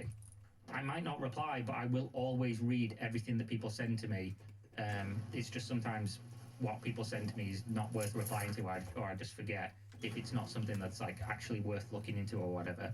But if there's concerns, if you've got some smoking gun that this is a really bad Kickstarter project and Raf's a bad person or whatever, let me know and I'll look into it and publish whatever I find. But I don't think that's the case here. So I don't think this is Caspian Chronicles of Valeria fucking Fog of War 10 years later. We've got 17 games, none of them's the one anyone paid for. I don't think it's Camelot Unchained, running around in the gym jams upstairs, banging on the floor, making the parents shout at us to go to bed. I don't think this is Crowfall. There's no point even having a comedic fucking sentence about Crowfall, because nobody even remembers it existed. I do. So yeah, thanks for watching as always, guys. I'm gonna probably go back to bed because I can already feel the... Yep. Andrew Tate is now booked thank you, Kira, for the excellent concert from my stream. I've liked and subbed your channel. I figured I'd talk about this today, just a quick and easy topic, because people do keep asking me, and I've had a fever for the last 2 days and I've been in bed, so Andrew Tate is now booked it at Romania, where he faces Thank you, trafficking Filter Franco. charges I'd to like to Florida. sub to your But channel. Governor DeSantis says he and his brother are not welcome. Even Donald Trump and Keir Starmer chiming in. Trans troops currently serving will be removed from the U.S. military, according to the Pentagon. How Trump is accidentally helping liberals. Mr. Beast's wild $5 billion valuation. And I want you to meet Dr. Lynn. We're talking about all that and much more on today's $5 brand new billion. Filter Franco show. You daily dive into the news, how it's being covered, and how people are reacting to it, starting with this. The Tates have now officially landed in the United States, and people are cheering, disgusted, and overall losing their minds. With us learning the news today that Andrew and Tristan Tate took a private plane out of Romania and landed in Florida this morning after Romania lifted the travel restrictions they'd been under. With then Andrew briefly answering questions from the press after landing, condemning the media for what he called spinning narratives against him, and adding, "We live in a democratic society where it's innocent until proven guilty, and I think my brother and I are largely misunderstood. There's a lot of opinions about us, a lot of things that go around about us on the internet. We've yet to be convicted of any crime in our lives ever." Now, as far as specifics, you may be wondering how we got here. You had Romania's anti-organized crime agency, DICOT, releasing a statement announcing that 2 unnamed defendants, who later were confirmed to be the Tates, are now allowed to leave the country, but they have to remain under judicial supervision, meaning that they'll still have to appear before authorities when summoned, and failure to comply could lead to stricter measures being put back in place. So notably, even though the restrictions were lifted, the cases against them are still ongoing, because they were indicted last year in Romania on trafficking charges, and while the court ruled that the case could not go to trial, it is still open, and there's another ongoing investigation into them in the country. Additionally, an appeals court previously granted a request to extradite the brothers to the UK, but only after the case in Romania had wrapped up. You know, all of this as they've denied any wrongdoing, and now, given that they're in the United States, there are questions if they'll ever actually go back to Romania. And all of this is a really huge update, because if you've been following this case, you know that the Tates have been trying to get out of the country for quite some time to no avail, which has some people wondering how they finally got the green light. And while on that front, a key thing is that earlier this month, there were reports saying that the Trump administration was actually going to urge Romania to lift travel restrictions on them. And that is the Tates have notably become prominent right-wing figures, frequently tweeting in support of Trump and suggesting he could help them. So we've seen tons of reports questioning if the Trump administration was part of any official efforts to get them on U.S. ground. Though there, according to the New York Times, Romanian officials said that the U.S. had not put pressure on them, and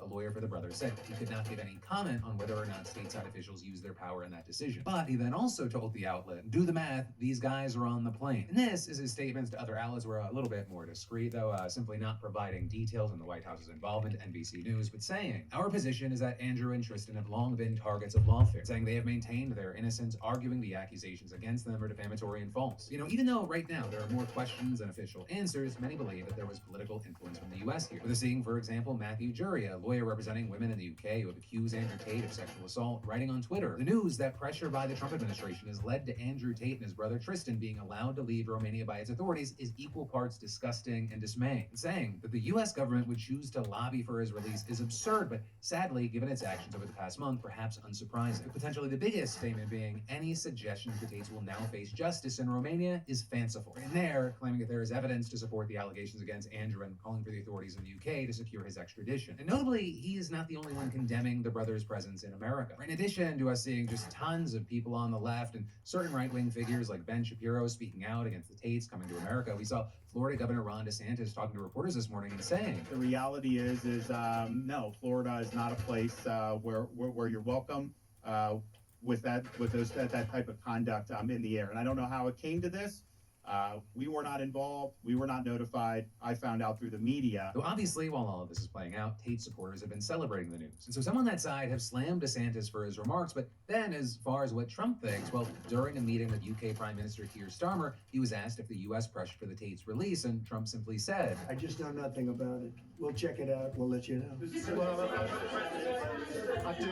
Look, obviously, this involves there's an English element here. And then, because the Tates also have legal issues in the UK, Starmer added, Human trafficking is obviously, to my mind, a security risk, and so I will catch up with the story in due course. You're aware. Are you aware? I didn't know anything about it. Yeah. But for now, we're going to have to wait to see where all this goes, how it impacts legal proceedings against the brothers, and if we learn anything else about what prompted restrictions to be released. And of course, with this, and really anything else I covered today, I'd love to know your thoughts in those comments down below. Because, you know, yes, these daily dives into the news, they're news shows, but I also want them to be conversations. But then, switching gears to some quick but very interesting business entertainment news, is Mr. Beast worth $5 billion?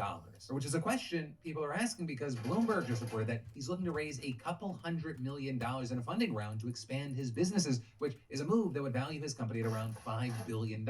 With the sources there telling the outlet he's raising money to fund a holding company that owns all or part of several businesses. But he's got brands like Feastables, Lunchly, his production company, and he's reportedly looking to expand both his packaged goods and media brands. That said, it's currently unclear who or what firms are considering investing, and talks are reportedly still in the early stages. And while this is reportedly not the first time that he's raised money, with him getting funds from the firm Alpha Wave Global in the past, it does come as Mr. Beast has been making more business moves lately, with one of the most recent notable ones being his Beast Games Amazon show, reportedly getting 50 million viewers in 25 days, which is a record for unscripted programming on the service, with Bloomberg even saying that Amazon's already prepared to spend big bucks on 2 more seasons of it. So obviously we're gonna have to wait to see what comes from this funding and what Mr. Beast does next.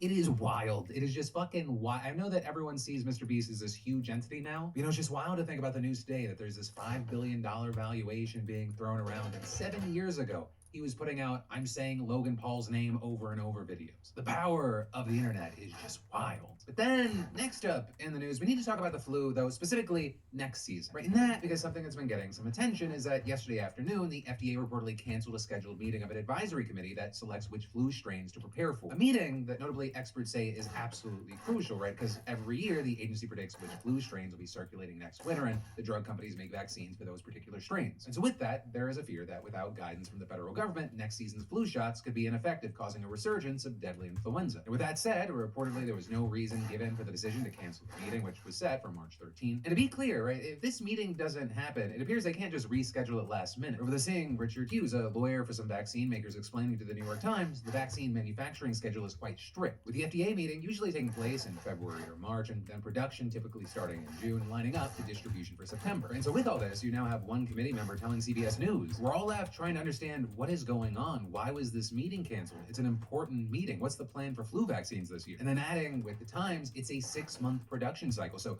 one can only assume that we're not picking flu strains this year. Now, notably, with this, in response to the panic, an HHS spokesperson told CBS News, the FDA will make public its recommendations to manufacturers in time for updated vaccines to be available for the 2025-2026 influenza season. But right now, it's unclear on what basis the agency is going to make the recommendation without consulting the panel or the World Health Organization. Right, and that because on top of ordering the U.S. to begin withdrawing from the World Health Organization, Trump banned federal health officials from communicating with it altogether, which is a huge thing because every year a WHO advisory committee holds its own week-long meeting to pick the flu strains for the Northern Hemisphere, and this one's already happening this week, with those recommendations typically influencing the FDA committee's decision. And that breakdown of cooperation, it hurts both sides, since Trump reportedly made the CDC stop contributing influenza data to 2 WHO-managed databases, FluNet and FluID, back in January. However, a key update is that Stat News reported on Monday that officials from both the FDA and the CDC were attending the WHO meeting virtually. So this, as it's unclear what's going on there, whether they got a waiver or not, but either way, it could be a good sign for public health. Though I will say, everything feels uncertain right now. I mean, we're seeing things like the CDC confirming last week that it postponed a meeting of its own vaccine advisory committee that was supposed to happen this week. Right, and that committee meets several times a year to review the scientific data on new and updated vaccines so that the agency can decide whether to advise use of them, which then notably sets insurance and government coverage in motion. And this specific meeting was set to consider several important shots, right, several vaccines, and a new at-home influenza nasal spray. But I will say there being a lot of focus on the HPV vaccine because a special note there is that RFK Jr., the new health secretary, has criticized it and worked on a lawsuit against its maker, Merck. Now with this, the HHS did at least provide a reason for postponing this meeting, with a spokesperson saying there needed to be more time for public comment. But really, for many, that felt like a trivial pretext to delay the rollout of life-saving medicine. Right? I mean, just talking about the flu, for example, the CDC reports that it killed 86 children and 19,000 adults so far this season, with also about 430,000 people being hospitalized and at least 33 million people getting infected, which is why you have experts warning that without effective vaccines, we can expect to see those numbers rise next winter. And so over the course of the year, it's going to be very interesting to see, was this kind of just a blip? Do they get things back on schedule? Do we get the vaccines done? Or is this something, whether it be this year or in several of the years to come, something we're going to put into the fuck around and find out column? But then, next up, let's talk about 3 big pieces of Trump administration news that you need to know today. Starting with the news that the administration has officially said that it's cutting more than 90% of USAID's foreign aid contracts worth $60 billion.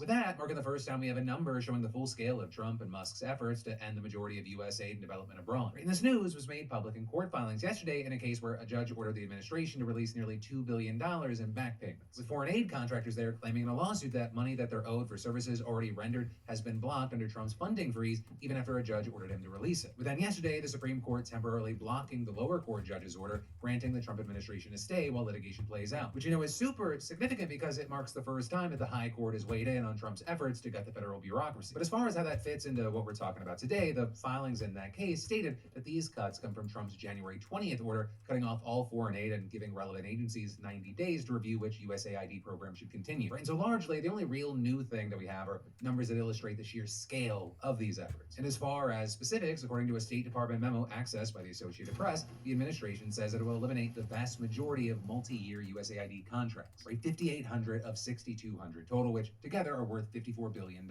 And that is on top of almost half of all State Department grants, with the memo saying that the administration is scrapping 4,100 of those 9,100 awards, which is a cut of $4.4 billion. Now that said, as far as the contracts that are still in place, we don't know the exact details there, but they could be part of a waiver program that Secretary of State Marco Rubio implemented that gave exemptions to the funding freeze for organizations that provide what's described as life-saving humanitarian assistance. Though, very notably here, it's been widely reported that funds for the life-saving aid have still been frozen, and according to the AP, many of those waivers were not enacted, and groups said Thursday that even programs that had been initially identified as life-saving had lost their funding permanently in the new order. So for now, everything's still kind of in limbo there, and we're having to wait to see how that plays out. But from that, we jump to the second big piece of Trump administration news, and that is that the Pentagon has now issued a memo ordering the military to remove transgender troops who are currently enlisted. You know, this move actually represents a major shift from Trump's first term, because while the Defense Department under Trump's first administration effectively banned trans people from joining the military, it did allow troops already enlisted to stay. Now, of course, there, Biden reversed that policy when he assumed power, but shortly after taking office, Trump signed an executive order that didn't immediately prohibit trans people from serving in the military, but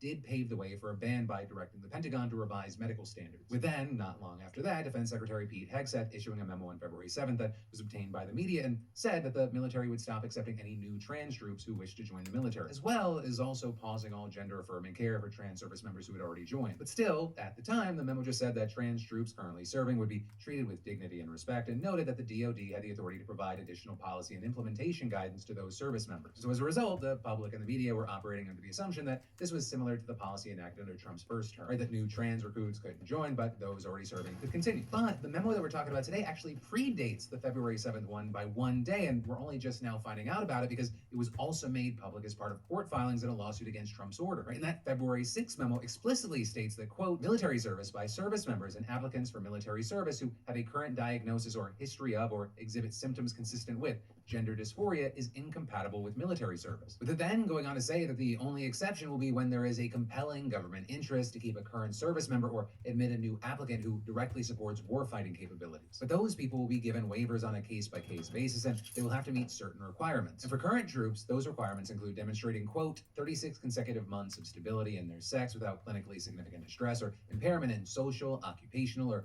other important areas of function. Though they'll also have to prove that they never pursued medical transition and agree to abide by certain standards for the sex they were assigned at birth, like using bathrooms that match their biological sex. And as far as the service members who do not get the waiver, the memo directs the secretaries of each military branch to identify all trans troops within 30 days and then begin separation actions with non-exempt members 30 days after that. And notably, all of this is it's not currently known exactly how many trans people serve in the military, though advocates place upper estimates at 15,000, but officials have also said that it's in the low thousands. Regardless of the exact numbers there, you have many advocates and trans service members condemning this move, like, for example, Air Force Master Sergeant Logan Ireland, who has openly served as a trans person for about a decade and who told CNN, thousands of transgender service members like me currently occupy critical roles, many requiring years of specialized training and expertise, and saying removing us would create significant operational gaps that could take over a decade to fill, undermining the readiness and effectiveness of the armed forces. You know, ultimately, with the revelation of this previously unknown memo, it's now very likely we're going to be seeing new lawsuits, or at least expansions of ones that are already ongoing. But then, as far as the final bit of Trump administration news, we have the president now saying that he's officially moving forward with tariffs on Mexico and Canada after confusion over whether he would extend a pause. Because earlier this month, Trump signed an executive order imposing a 25% tariff on imports from two of our biggest allies, as well as a 10% increase on goods from China, with Trump arguing that the move was necessary to address the extraordinary threat posed by illegal aliens and drugs, including deadly fentanyl, which constituted a national emergency, with him then saying that the tariffs would be in place until the crisis is alleviated. But then, Trump quickly announced that he'd be pausing the tariffs on Canada and Mexico from taking effect for a month after leaders from both countries promised to take measures to address his concerns. You know, yesterday, a lot of people thought that Trump was going to extend those pauses because of conflicting statements made by the president himself and his administration. Because during a press conference, we saw Trump say, "We've lost millions of people due to fentanyl. It comes mostly from China, but it comes through Mexico and it comes through Canada. And I have to tell you that, you know, on April 2nd, I was going to do it on April 1st, but I'm a little bit superstitious, so I made it April 2nd.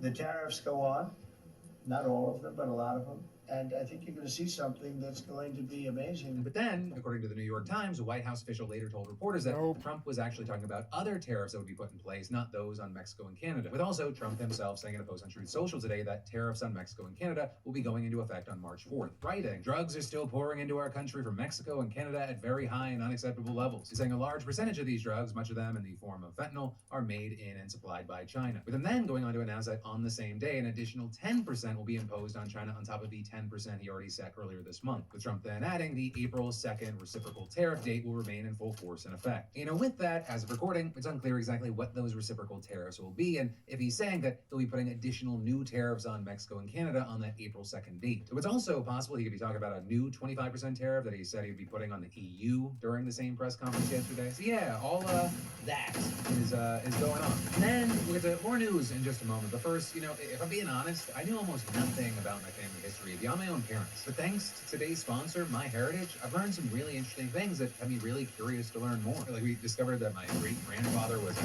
pattern maker, and I found my great-grandmother's passport application from 1924. And it's a photo of her and my maternal grandmother on the same passport traveling back to Ireland to see my great-great-grandmother. Which, by the way, I didn't know I had a little Irish in me. Did not know the family tree had a Flanagan. What's really cool is they have like the original photo and then the MyHeritage AI photo tools like colorizing. They also animate it using their nostalgia feature, which I'll say is kind of cool. Like the colored version, I kind of noticed similarities of certain features with her and my son Trey. And they also found my grandparents' handwritten marriage certificate in the 1940 census report that allowed me to see their family home in Ohio. Right, and all of it together, like honestly, it's no wonder that MyHeritage is the #1 family history service, completely transforming how we connect with our roots. With over 33 billion historical records, they make it easy to uncover your family's story, even if you know very little to start, like with me. And Instant Discoveries lets you add new information and photos to your family tree with a few clicks, and the platform literally does the detective work for you. Trust me, it's cool, and you can try it yourself. Just scan the QR code or head to myheritage.cm/DeFranco and get your 14-day free trial of their complete plan now. But then, next up, we should talk about Donald Trump actually helping liberals. And specifically today, I'm talking about Canada's embattled Liberal Party. Because for years now, that party has been losing popularity under the leadership of Prime Minister Justin Trudeau, to the point that it was expected they would be pounded in the upcoming elections by the Conservative Party. Right? I mean, just 6 weeks ago, the Conservatives had a 26-point lead in polling, with their strategy largely being to just attack the extremely unpopular Trudeau. Now, what we're seeing is that things are taking a turn. And while some of that is due to the anticipation of a new Liberal leader on March 9th after Trudeau announced that he was stepping down,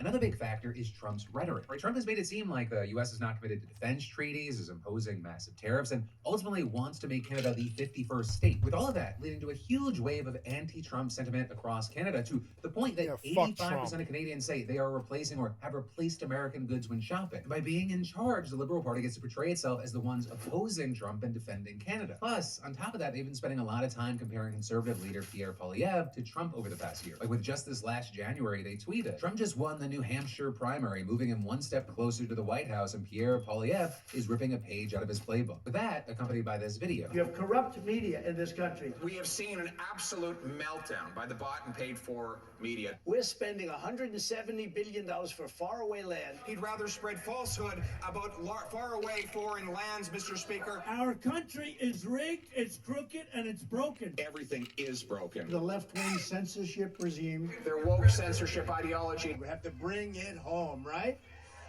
Bring it home. Fucking jackasses. Now, more recently at the debates for the Liberal leadership this week, we saw the candidates really blasting him, saying things like, Who's the worst person to stand up to Donald Trump? It's Pierre Poilievre. He worships the man. He uses his language. It's not the right person for our country at this crucial time.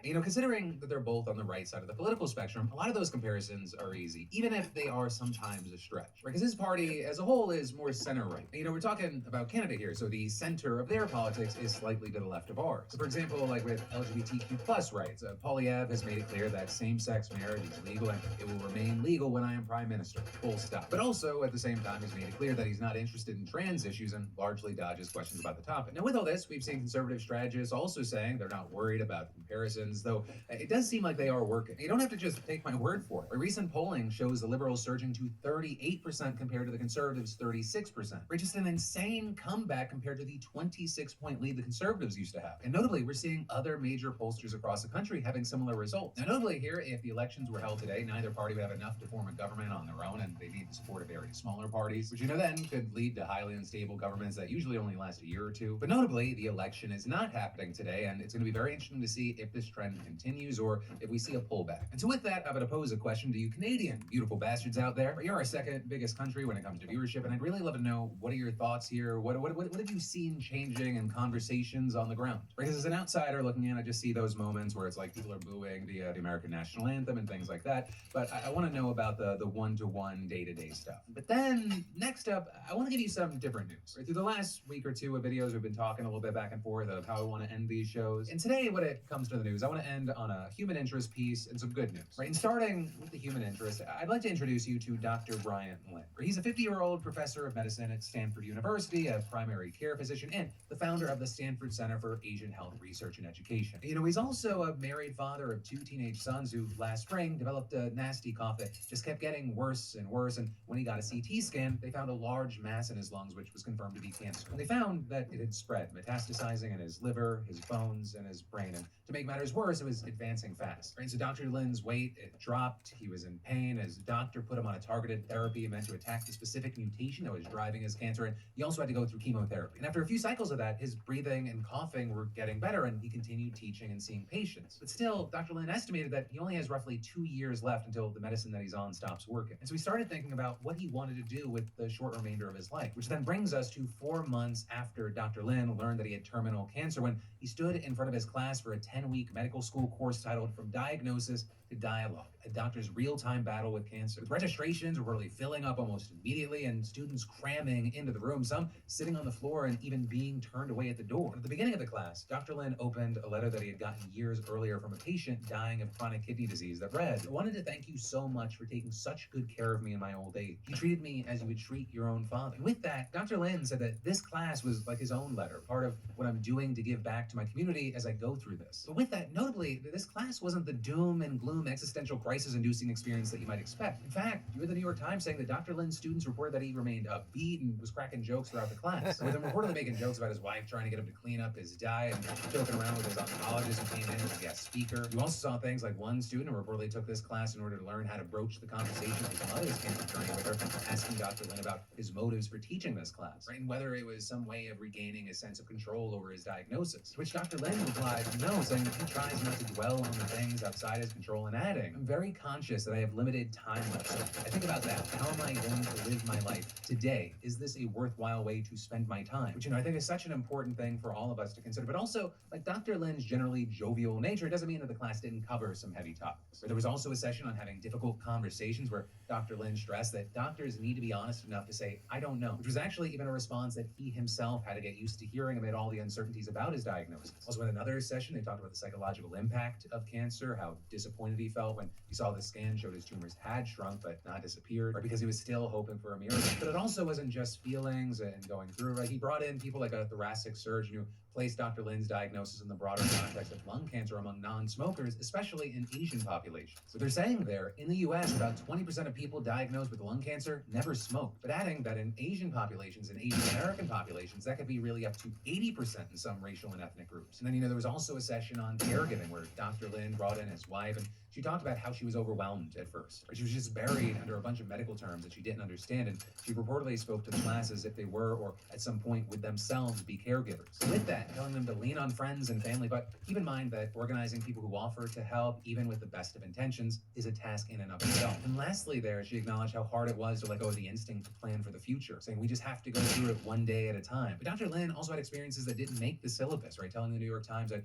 more than once he felt like time was flying by him, or he'd see an older person out in public and be reminded that he likely wouldn't live to that age, or having to explain to his sons what his diagnosis meant. And at the end of these 10 weeks, he told his class how lucky he is for his family, his teaching teaching assistants, his colleagues, the community at Stanford, his students and residents, his patients, and his friends, saying, so I close in saying that I may have had a tough break, but I have an awful lot to live for. Thank you, and it's been an honor. You know, notably, at the beginning of this class, Dr. Lin told the New York Times that he hoped that some of the students that took his course would then go on to dedicate themselves to cancer care. You know, it appears that he's gotten his wish, because when he asked how many were considering a career in the field at the end of the course, roughly a third raised their hand. For those planning on being doctors, saying they will remember Dr. Lin's story when trying to understand their patients' experiences. You know, also, the effect of this class, it goes beyond just career choices. With, among other things, several students saying that they pushed their parents to get screened for lung cancer because of the class, and one master's student reportedly deciding to work on integrating vocabulary about lung cancer in the Mandarin class for medical trainees that they plan to assist in. You know, I mentioned Dr. Lin today because, one, I was just inspired by the story, but two, it again serves as a reminder to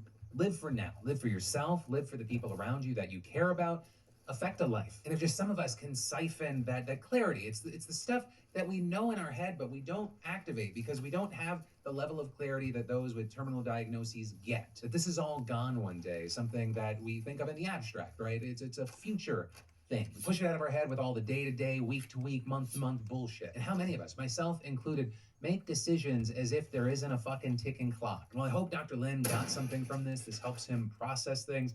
I commend him for being so giving in his final years. But then, as promised, some good/hopeful news. Because if you ever hope that there was a pill to make your dog live longer, surprise, it's actually a thing, and it just passed a key FDA hurdle. Brains of the pill is made by a company called Loyal, which is a biotech company based out of San Francisco, and they have reportedly raised more than $150 million since 2019 for the development of their lifespan-extending drug that is, for now, focused on dogs. So the drug's goal being to improve a dog's overall metabolic fitness, or their body's ability to convert nutrients into energy and regulate hormones. Because that declines in both dogs and humans as they age. And now the FDA has certified Loyal's daily pill as having a, quote, reasonable expectation of effectiveness at extending the life of senior dogs. That said, you know, there's still a couple of hoops that have to be jumped through. The Center for Veterinary Medicine still needs to certify that the drug is safe and that Loyal can manufacture it at the appropriate scale before vets can prescribe it, with it as of now being a prescription that would be for dogs 10 years old and up at least 14 pounds. And this is Loyal CEO Celine Haliwa called the FDA's initial recognition here a key step, and estimated that the whole process should be complete by the end of the year. And notably, you have the Washington Post reporting that Loyal plans on launching the pill under an FDA clearance for animal drugs called conditional approval, which allows the company to start selling a treatment that's been deemed safe and reasonably expected to work, so they can gain more data to prove its efficacy while it's on the market. Now, notably, a big glaring unanswered question right now is the price tag, with Celine saying that the cost is yet to be determined, but she said that her goal is to make it as accessible as possible, hopefully less than $100 a month, with her adding that she'd rather see the pill widely adopted than, quote, jacking up the price and getting the millionaire dogs on the drug. But also, you had Celine saying that the potential for this, it could go beyond dogs. But they're telling the Washington Post, if we can successfully delay the onset and severity of age-related diseases in dogs,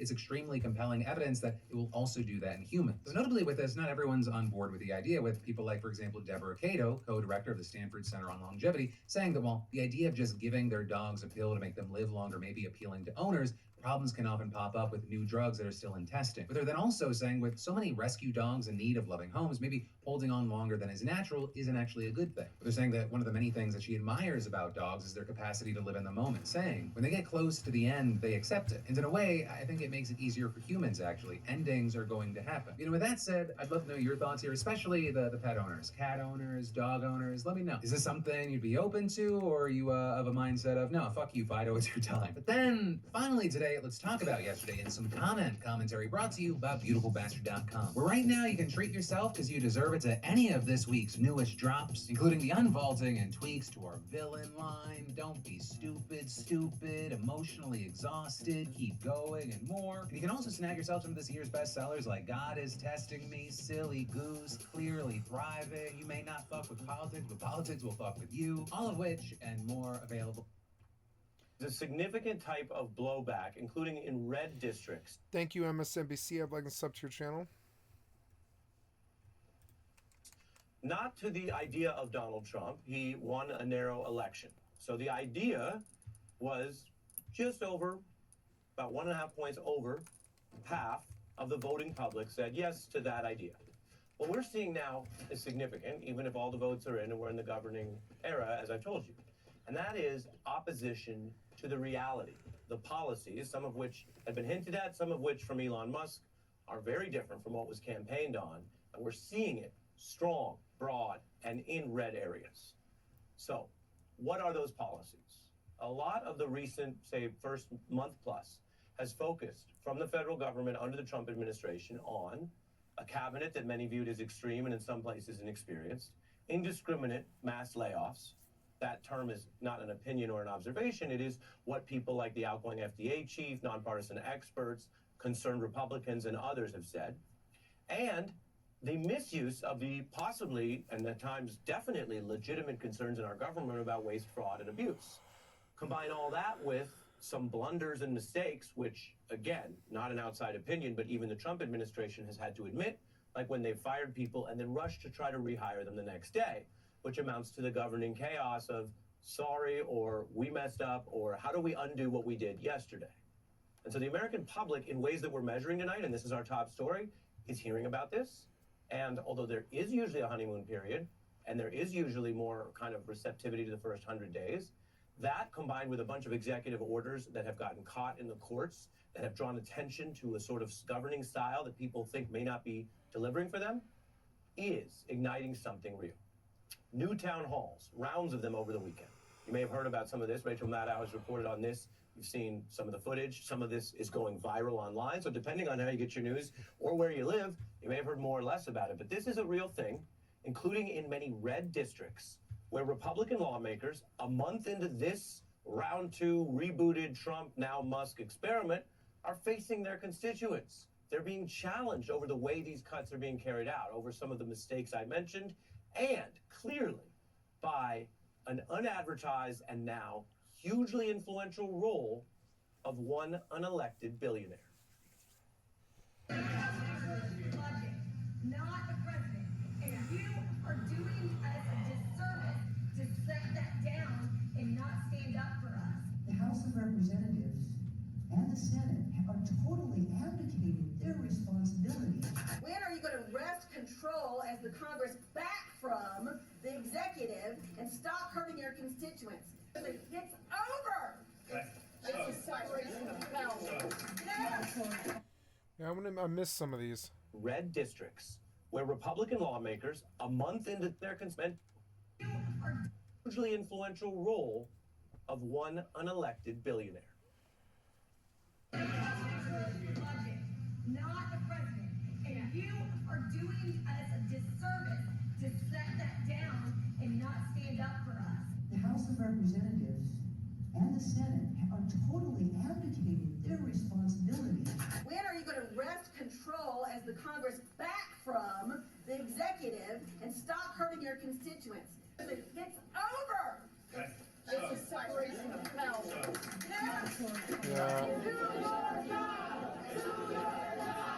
Do your jobs. Do your jobs. Why is that felon still walking around? I had to do time and shit. I got fucked. Well, like, I don't really understand. For one felony, I've faced so much more than that fucking 33-time fucking felon, or whatever, 34-time felon. And say that is enough. He's gotten rid of birthright citizenship.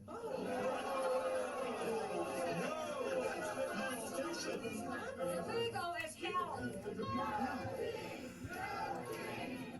No Elon kings, Musk's no young key, tech no peace, no aides and kings, no experts in that peace. field seem to think that governing must be much simpler than what they do in a single lane of a single technology company. So Yeah, they're we don't walking like into agencies kings. in the federal government. Here's some footage, courtesy of 60 Minutes, on them just walking in, making their announcements, issuing press releases, and trying to use tech and even sometimes online propaganda tools where you push out information, you say it's great that you're disrupting, and sometimes they'll admit, some people in tech and elsewhere, well, they'll be a little misleading just to get the point across, to go viral.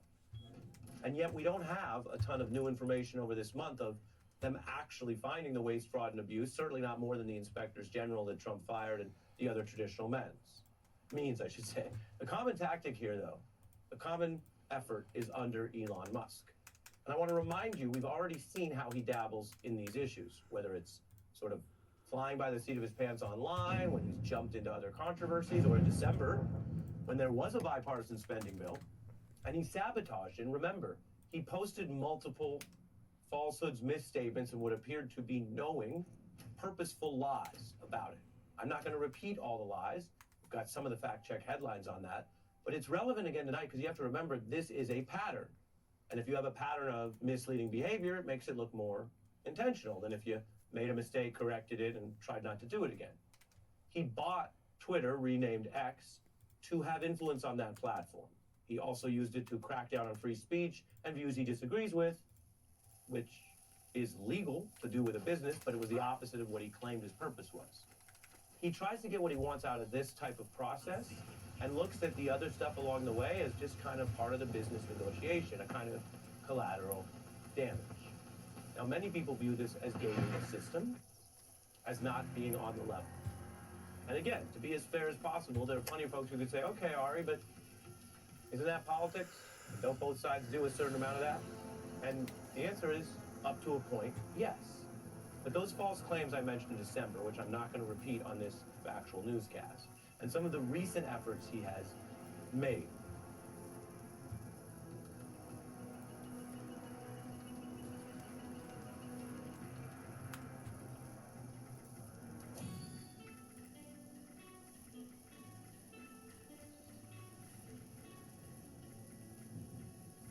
Switching off Russ for the evening, I think.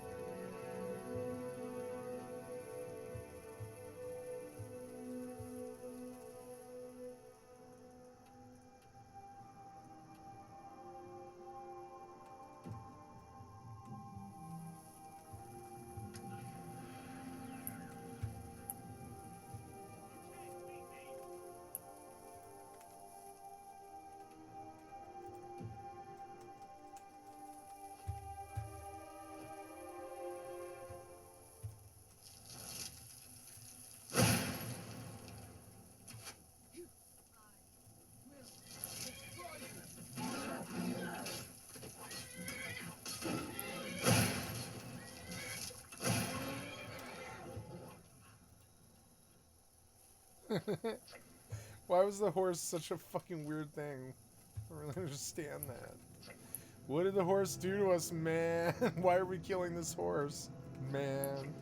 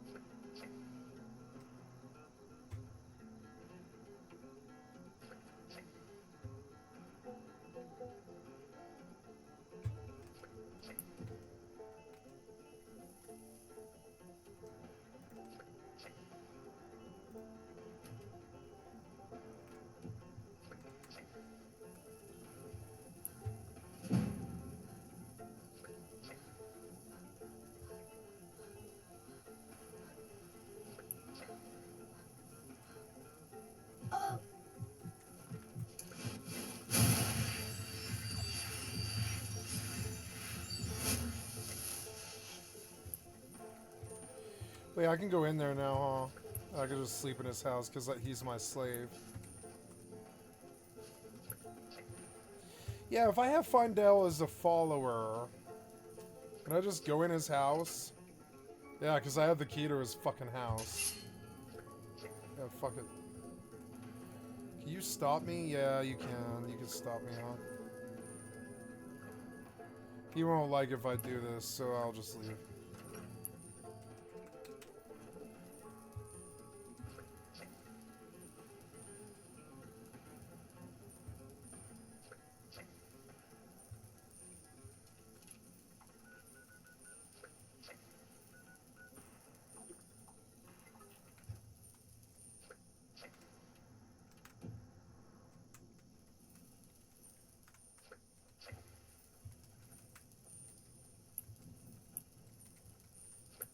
to buy all iron ingots from him.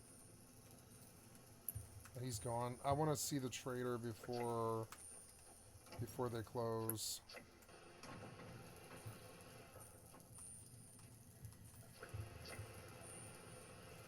How many caps do I have? 3,600. What was that? What was that? Okay, we don't sell silver buckles, do we? One of the customers was asking. I'm afraid not. Well, I was thinking we should. We could stock all kinds of specialty items. You know, cater to some of our more eclectic customers. That's really not at the top of my list, no. Please, Camilla, I need you and me. Of course. The river, my babe, I'm all ears. Wait, I can sleep here for free.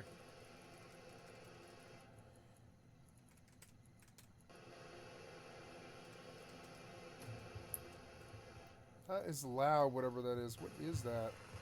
It's the bot trying to fight some huge thing. Let's go see what it is. What the hell is that? It's a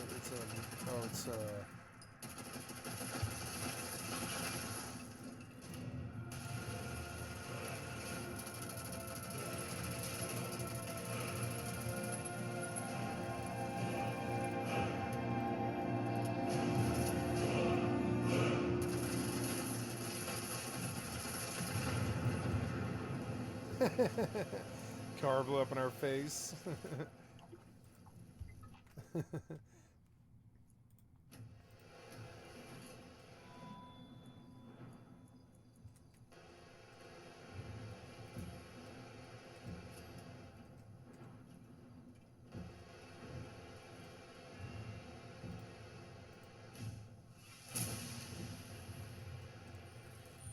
You are so annoying. I'm gonna go kill them. Wait, where's my thingy?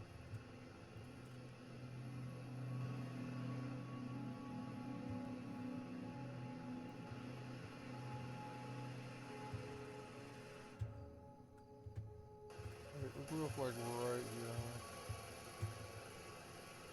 Where's my thing?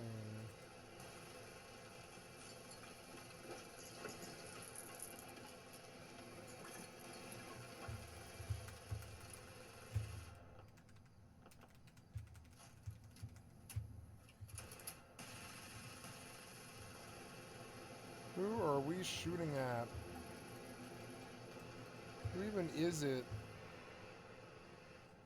That is so loud.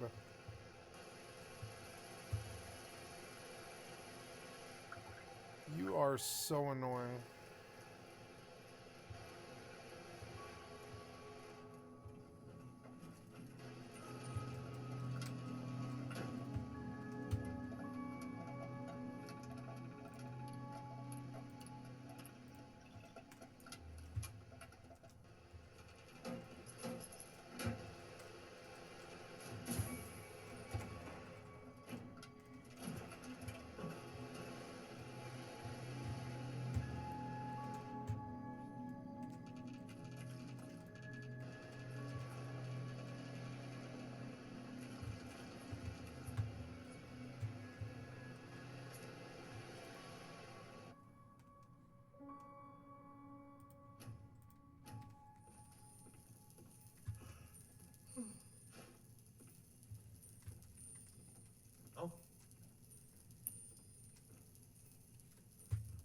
It's a fine day with you around. You and me, we're the only people around who aren't complete fools. Feindorf thinks he can woo Camilla Valerian. Now that's what I like to hear. Good work. I think you deserve some gold from my tips at the inn. Lucan's got a... If you need weapons or armor, see Alvor, the blacksmith. I suppose Master Neloth won't Trader is everything you He's need always in the telling me to general get out of his store. way. Look, we got another one.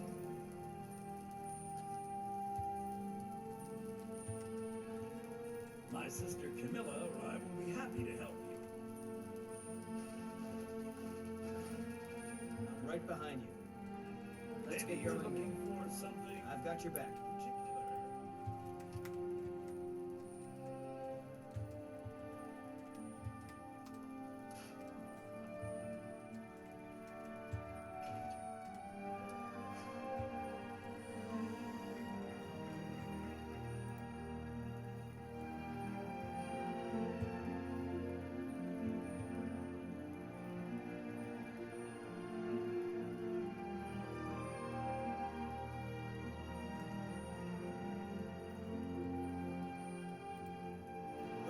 care.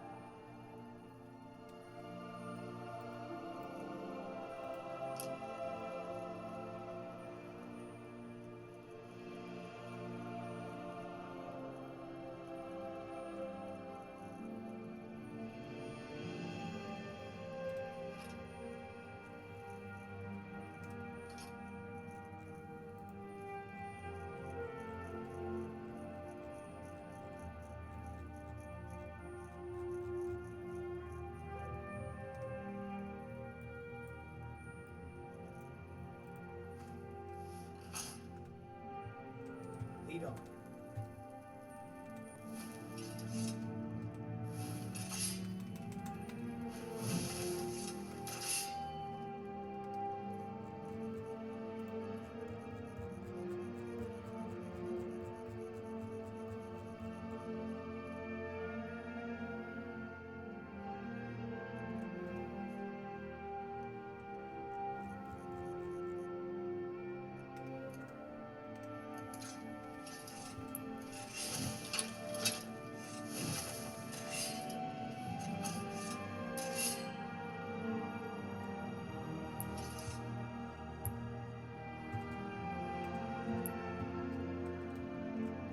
We carry just about it. I know some of it. Take a look.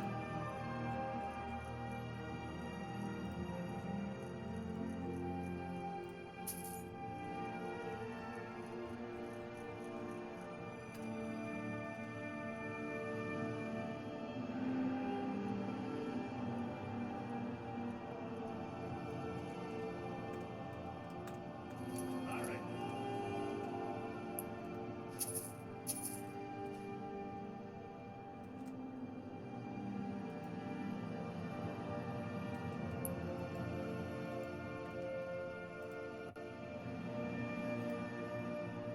Oh, this fucking I did business with him too.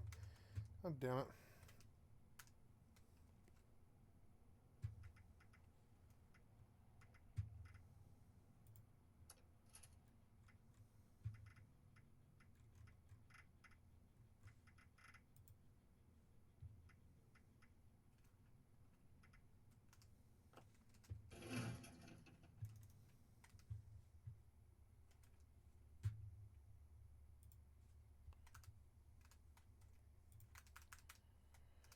What am I at now? 1.8, not bad.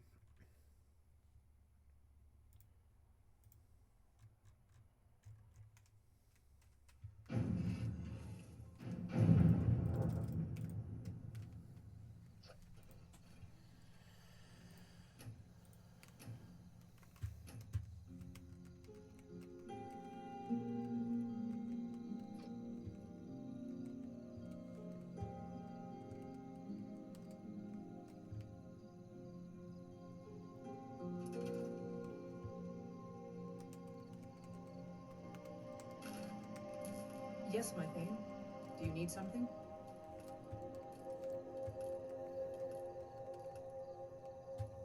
I'm still here.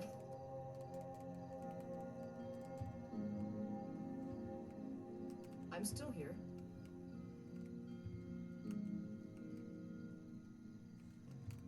I'm still here. Okay, shut up. Watch what you're doing. Oops. You've stopped. What is it?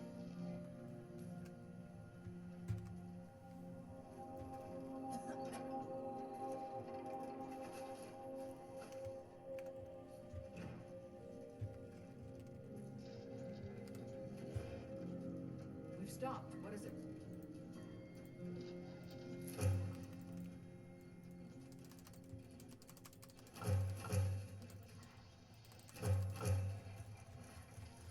I'm still here. I'm still here.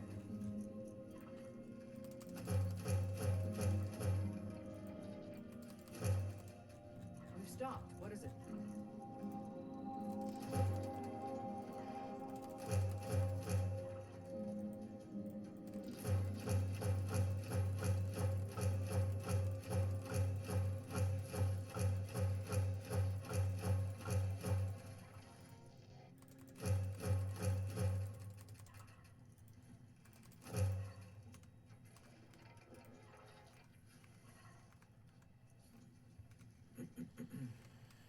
Let's get going. The Riverwood Trader is everything you need in a general store. We've stopped. What is it?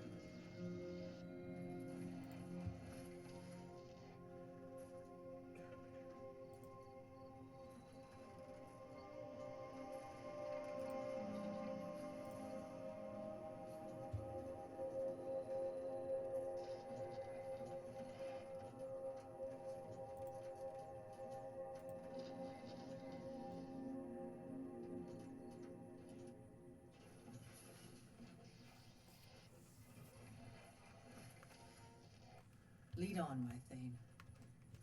My sister Camilla or I will be happy to help you. Had watch the skies, traveler. Oh, I can turn off the audio chat. Oh, thank God.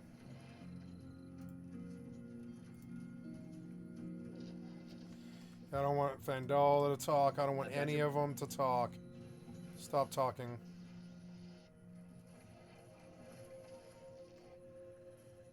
Yep. You lead, I'll follow. The White Run Guard, I don't want you talking anymore. No idle chatter at all. Mm-hmm. I've got your back. Still here.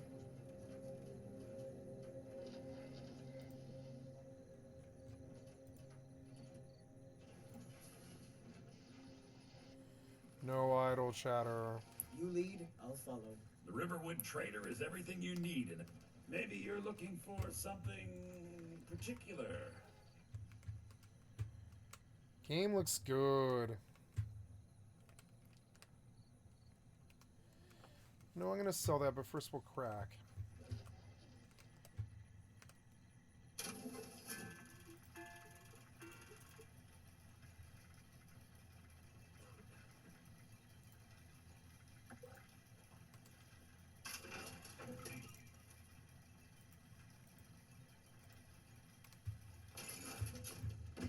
What's my inventory at? 267 out of 276. Let's go.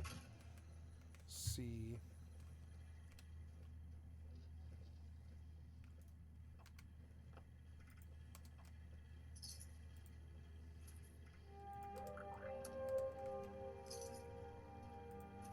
Take a look.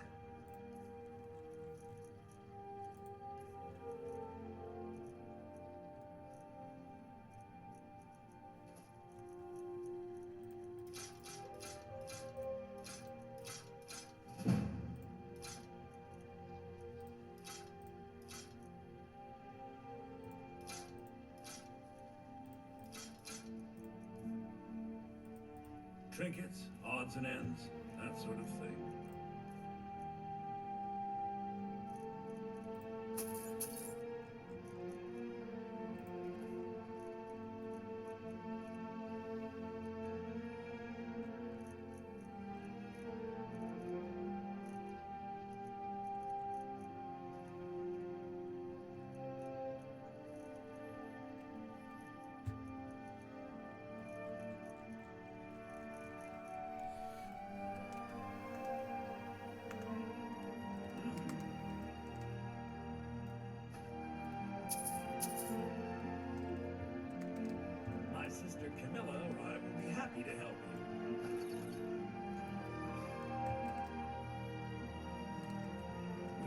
just about anything you could need. Stop right there.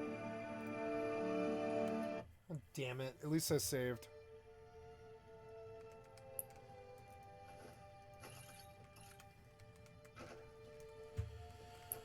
Okay.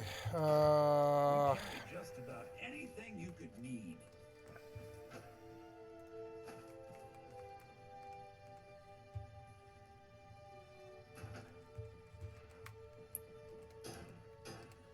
The Riverwood Trader. Trinkets, odds and ends, that sort of thing.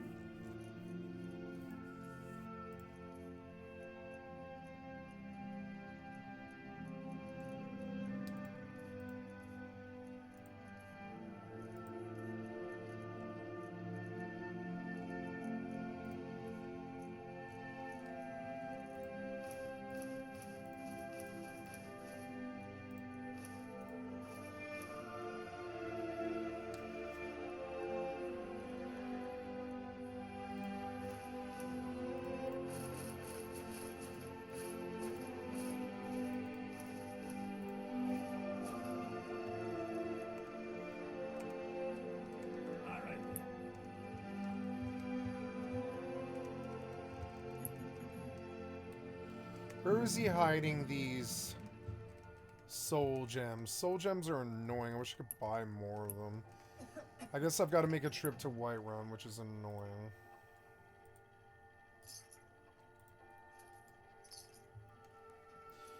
Yeah, Skyrim does not respond to lossless on another client well. But I mean, we always kind of knew that. Creation engine or whatever it is.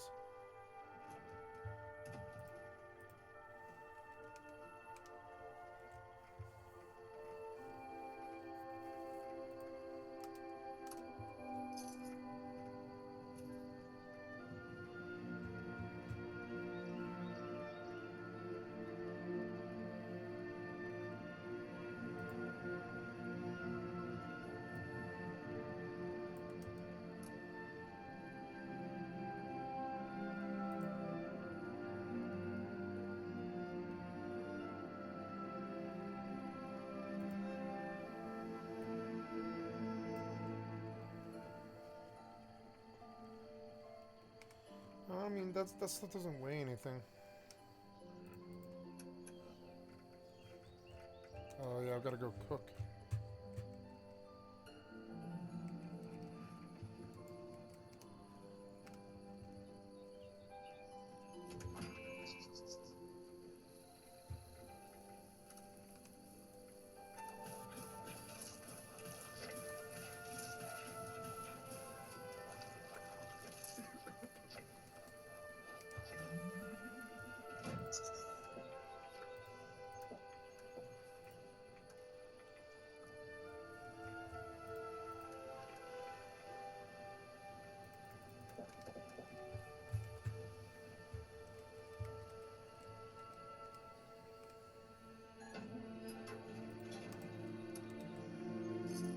Ooh, a lot of 45 rounds. That's good.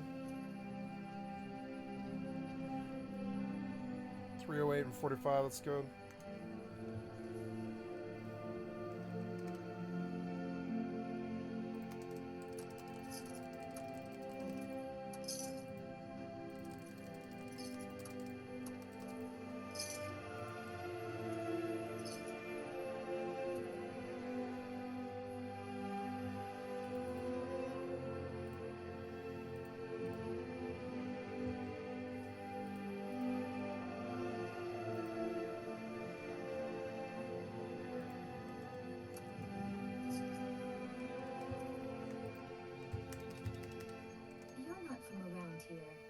That makes two of us.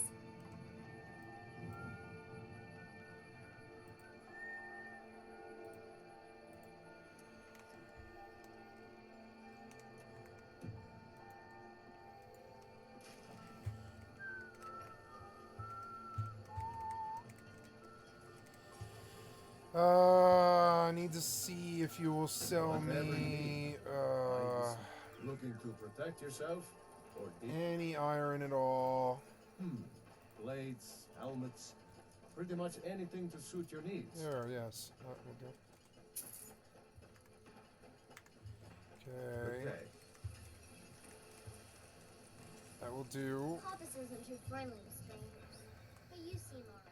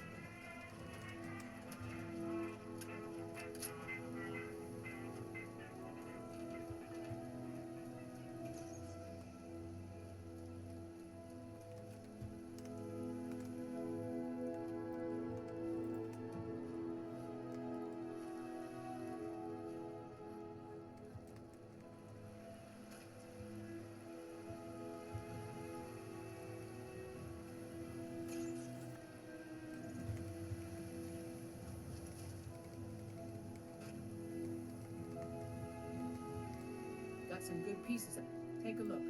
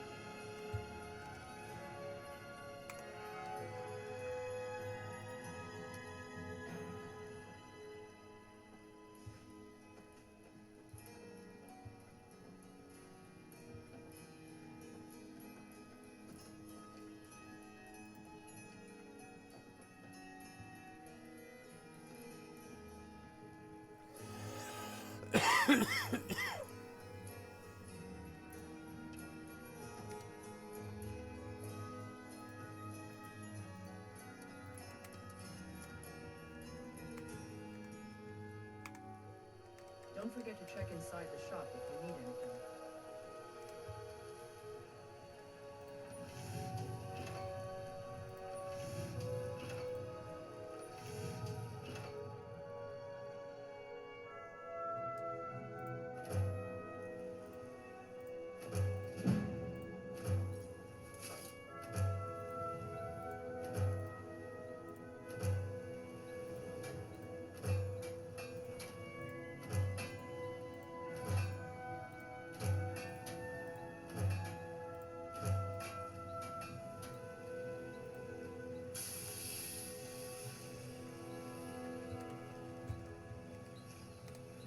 I don't claim to be the best blades, helmets, pretty much anything to suit your needs.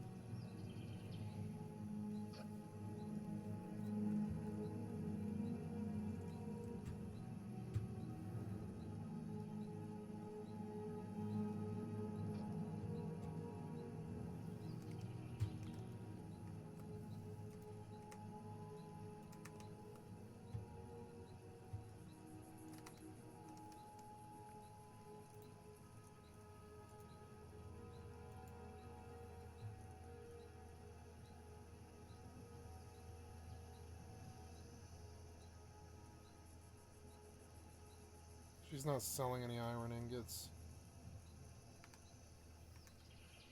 All right then. Come on now. People My have God, I forgotten. love lossless scaling. It gives frames that like I've always wanted. I'm broke. I can't do anything. I've got to go run dungeons. Everything's just trinkets, odds and ends, that sort of thing. Ooh, what's that sound? Ah! What? Oh no, I didn't buy anything, did I? Get out of it. Did you die?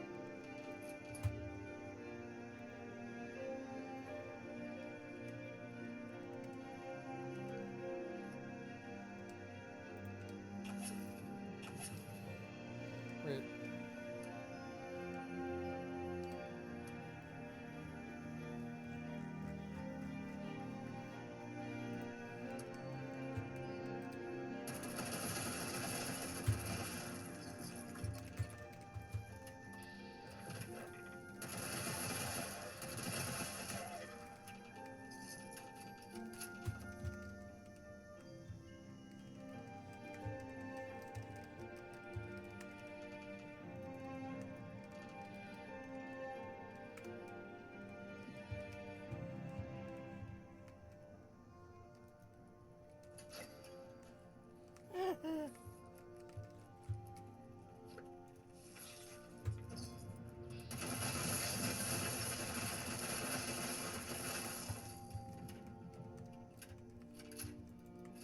That Blue's corpse way around the corner.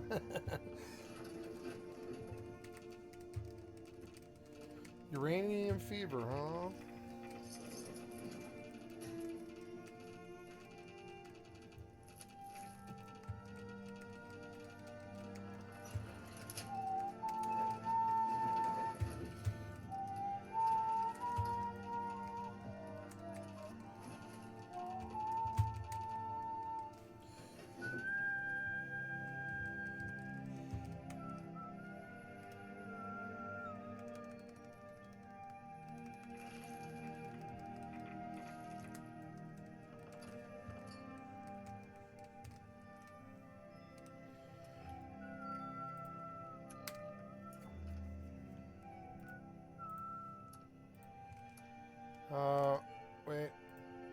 encumbered. Oh no.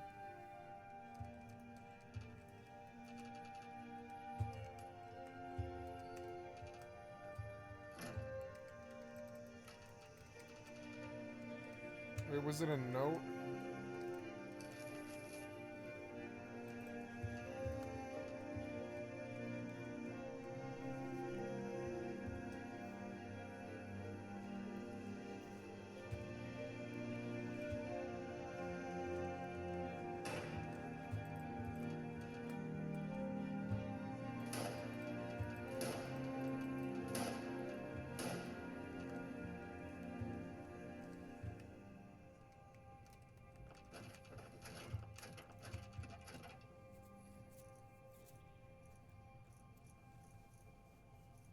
What about just soul gems? Do you have soul gems?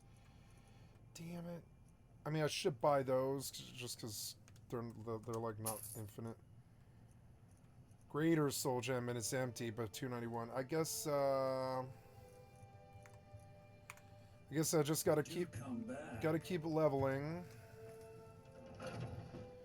I don't have any money to spend, and I've got to go clear dungeons, so I got to go do bright quests for that. Ouch. I know where to go because I have to go get iron anyways. So I know a place where I can do that.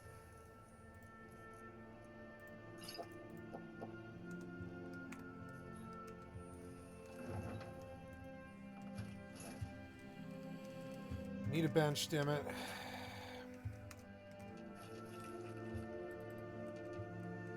There, that's a bench, isn't it? Eh.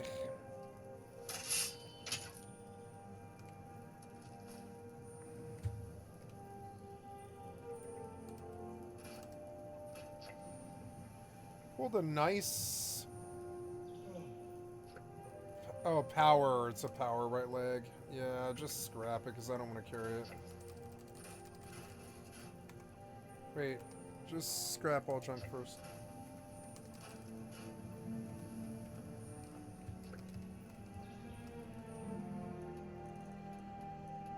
We're going to Silent Moon's camp.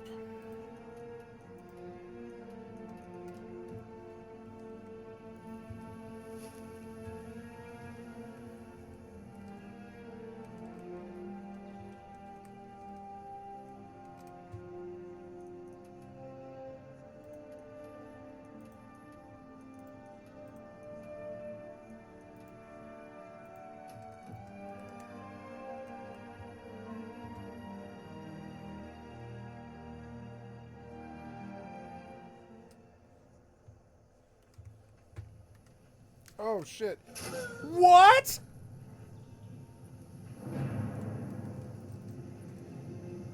That broke my save? Oh, God, I might...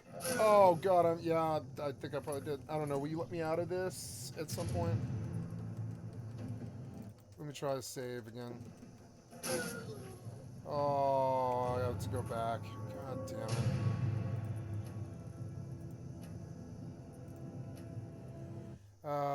You know, the saber cat might be a good,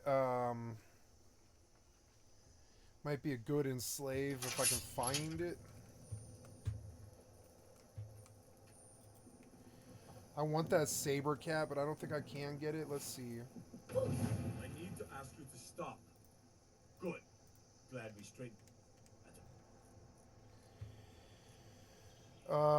So I want to tweak, make follower.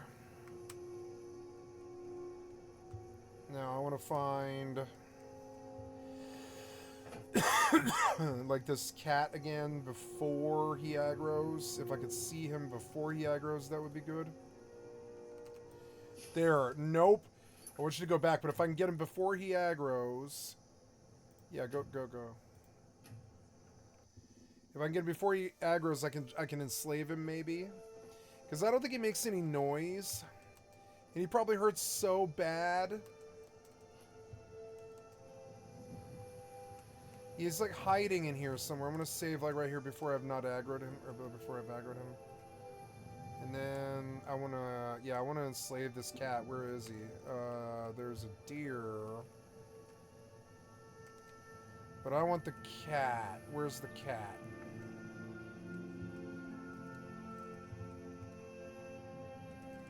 Where is he?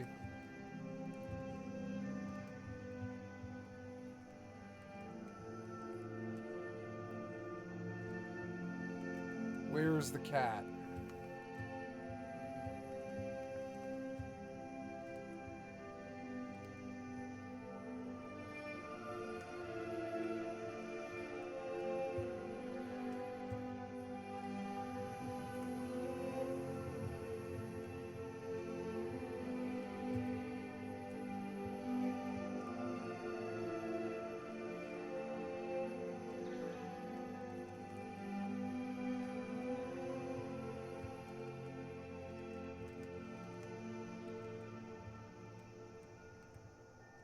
Where's the cat? I just didn't aggro him this time. Oh, there you are. So he was like... Yeah, he's kind of far. Yes, okay.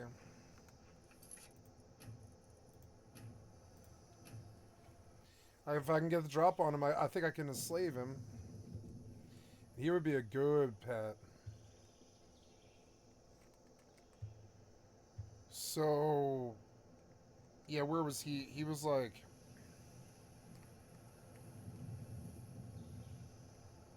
He was like up and over this ridge, I think.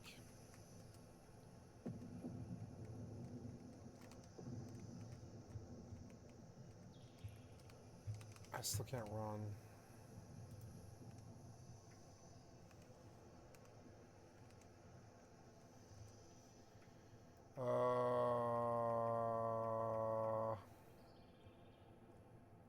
What's so heavy that I can't, like, really see what this is?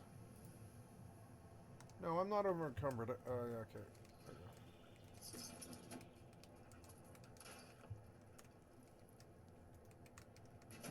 It just goes outside.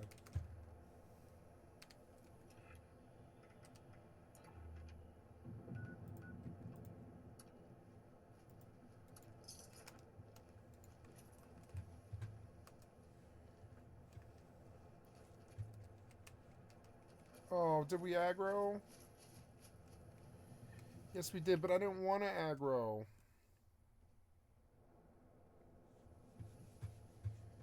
Which direction is he from here? He, like... No, he's like right up and over this little ridge right here, I'm fairly sure. No, wait, did you detect me? No, you didn't detect me. I'm fairly sure he's like right up and over this ridge.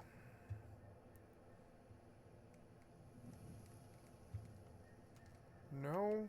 I don't know. I don't know where he is. No, he's like south a little bit.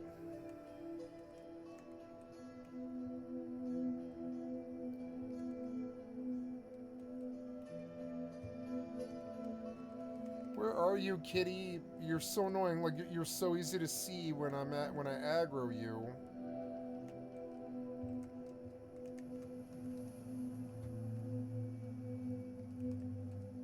You're like, where is this cat? Where is he? I want to save if I got that. Yeah. Where's this cat? It makes no sense. I've aggroed him so many times. But the minute I'm looking for him, he's just gone. Where are you, you fucker?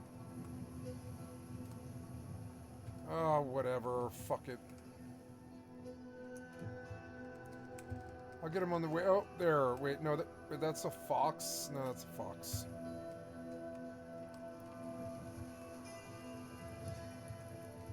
Can I get the mud crab? That would be kind of fun, but he's out of combat. Oh god, he was. Yeah, oh, ouchies. Yeah, that hurt.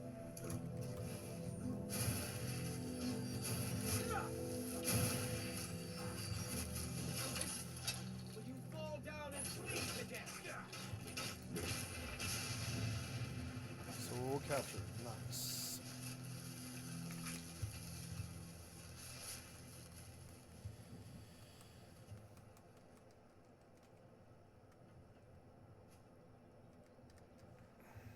Kind of want the cat. Maybe coming from this angle I can see him. What's that over there? Halted Stream Camp, Silent Moon's Camp. Halted Stream Camp's the one I'm going to, though. Here, what? Whoa. Whoa. Beaver. Soul captured.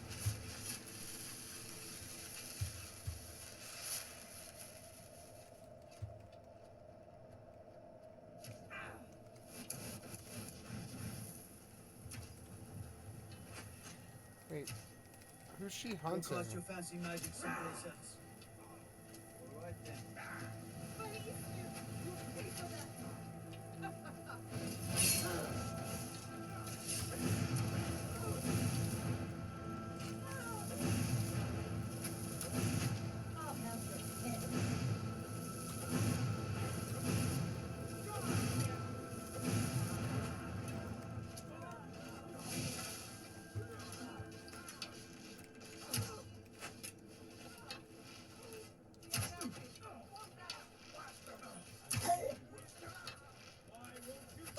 Oh, fucking nasty.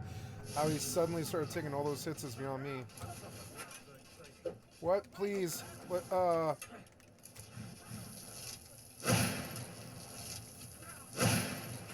Dick.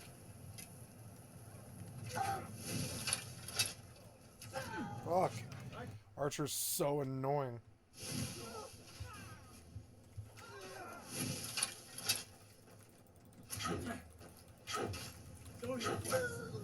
Fuck. You're so annoying.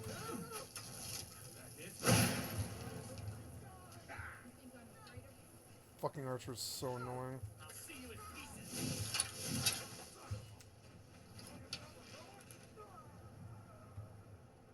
Where is he? Oh, yeah, right in his face. Oh.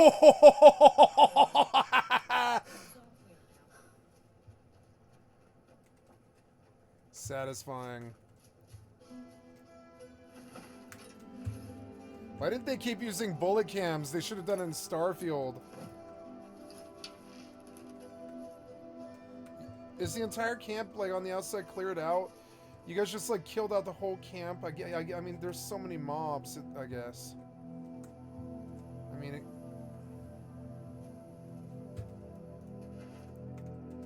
you know, I wonder if there's, there are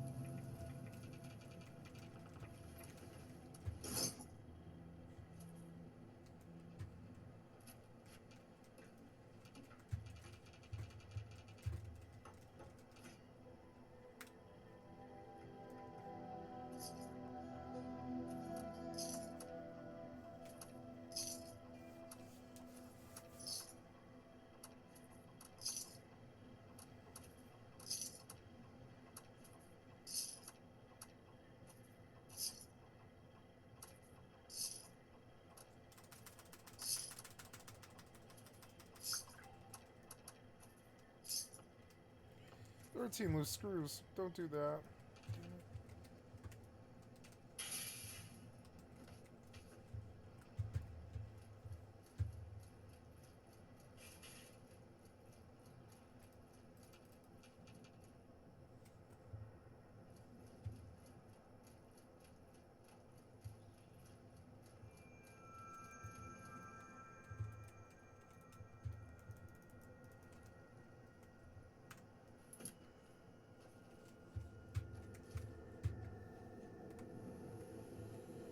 Where did all these bandits fall? You killed like the entire camp. Where are they? I see blood everywhere, but I don't see like them.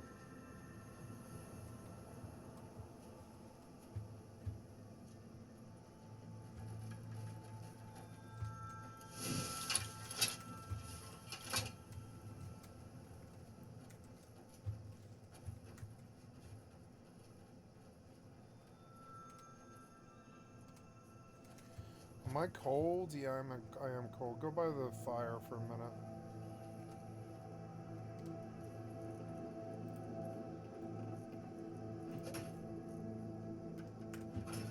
Who was that?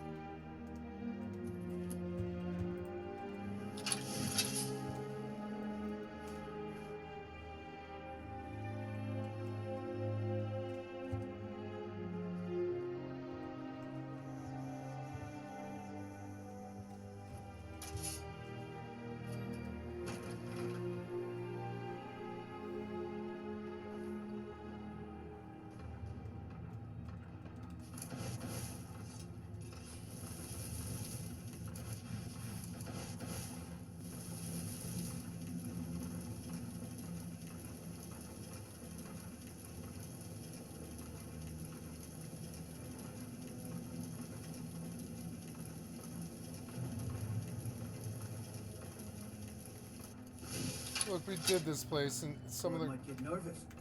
A woman approaches with a weapon drawn. Until next time. Aw.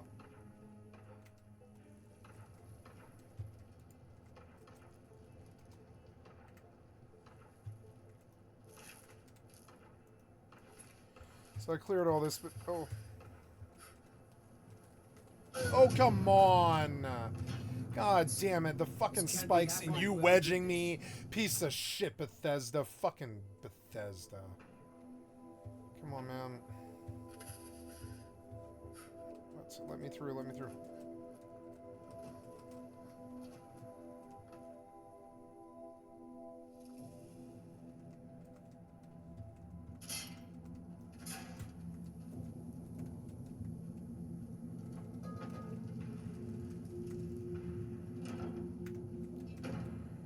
Anyway, I'm in here looking for copper. Or, so yeah, for iron.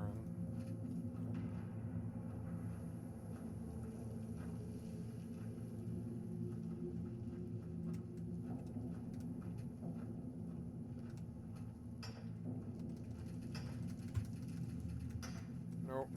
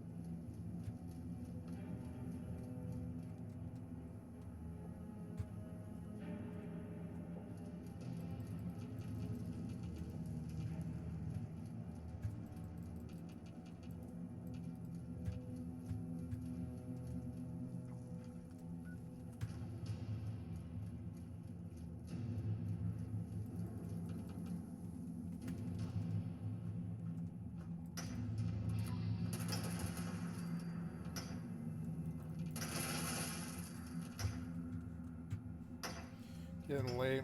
About to go to bed, I think. I also got a doctor's appointment in the morning.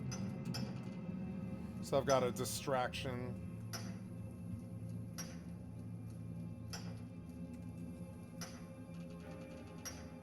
Or it's dental. It's a dentist appointment.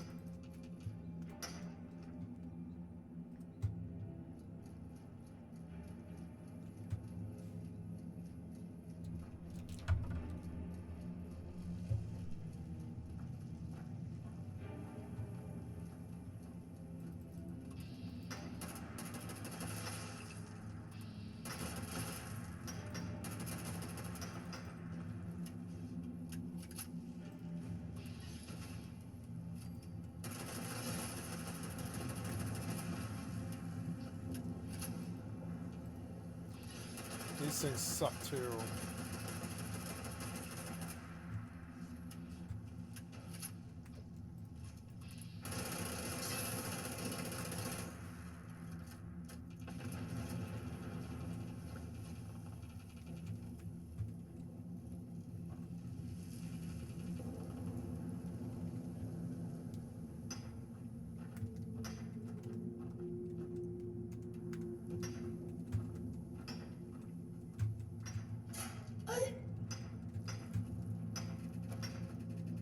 Yes, my queen. Do you need something?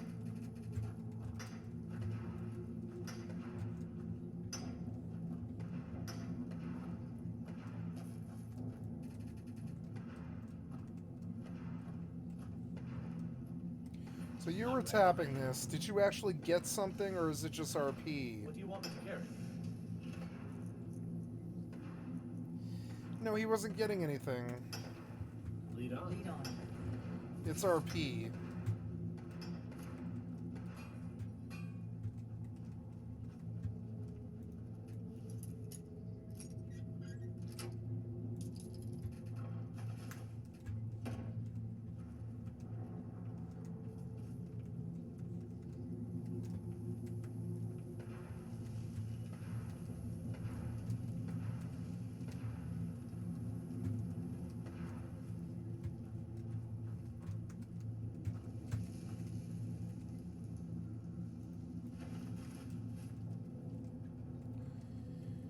Well, I got some iron. Oh no. Here's some more.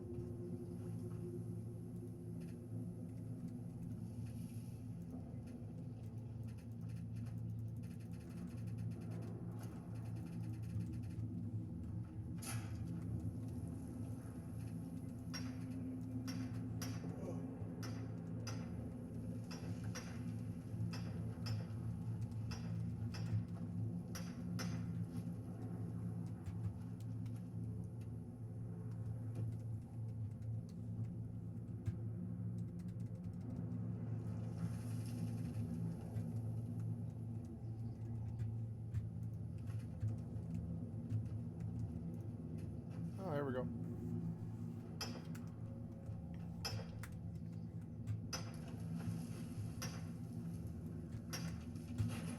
Oh yeah, that thing I killed, did I loot it? Yeah, he was good XP.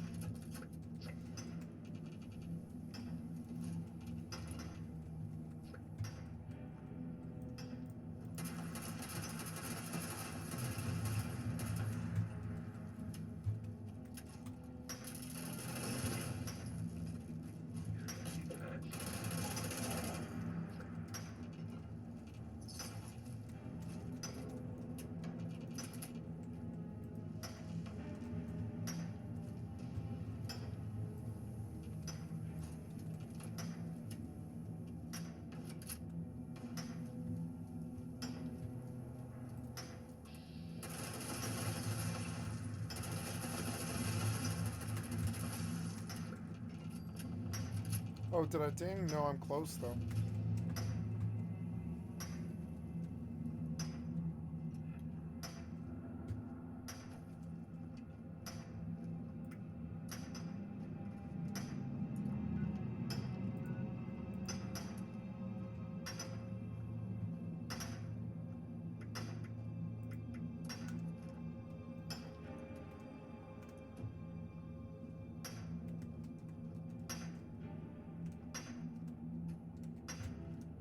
Still here.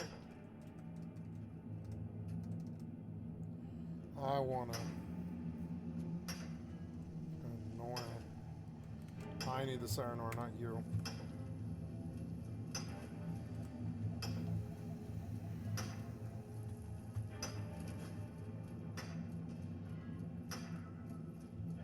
You lead, I'll follow.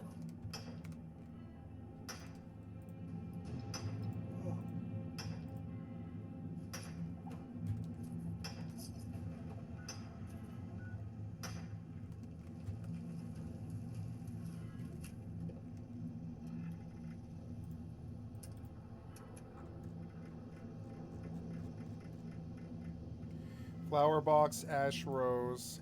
Flowering box, aster. Prime assault rifle receiver.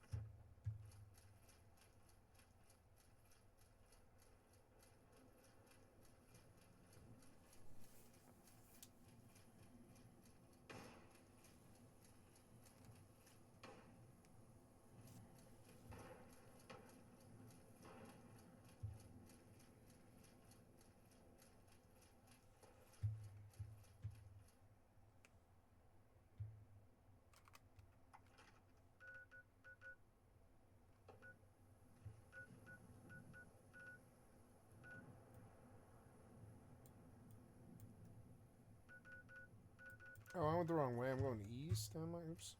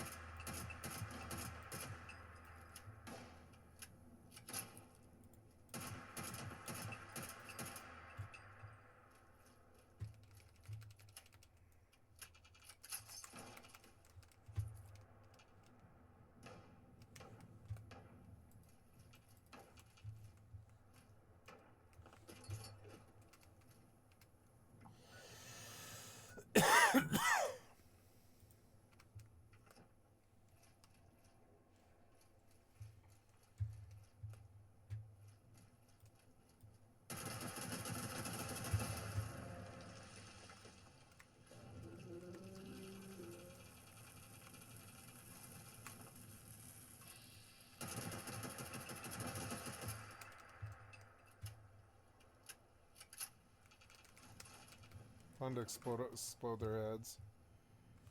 They have a particular weakness for that. You can just blow their fucking heads off. It's nice when something has a head. You can just blow it off. That's what she said.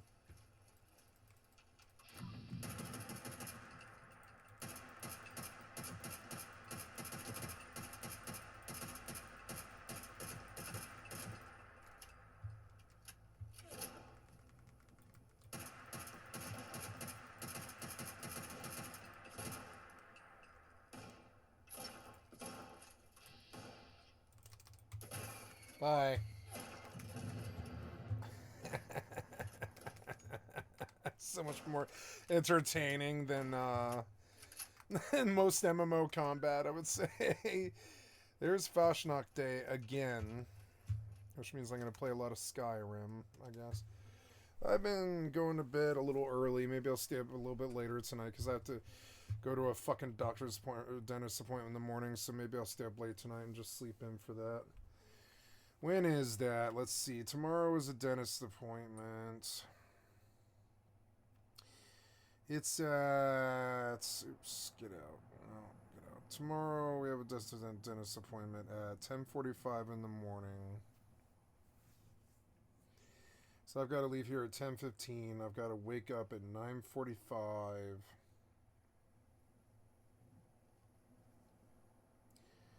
I'm just going to set like a fucking thing.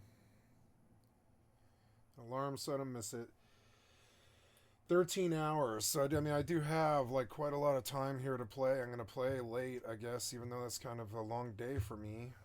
I'm at it 12 hours, but I mean, I would normally go 14 anyways. So, yeah, let's keep going.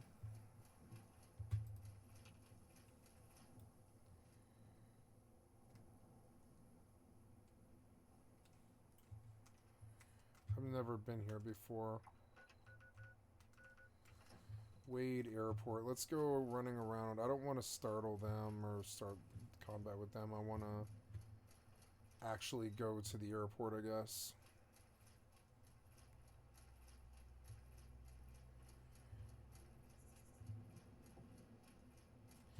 Maybe this isn't an actual place. Maybe it's just...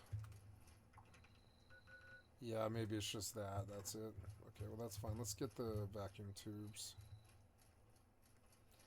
There's gonna be something nasty here. Or maybe not. Maybe it's just a collect thing.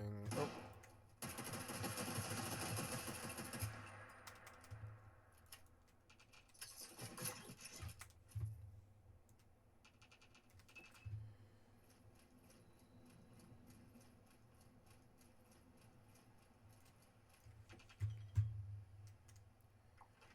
Now I have to go to a tinker's workbench. Let's go take the thing.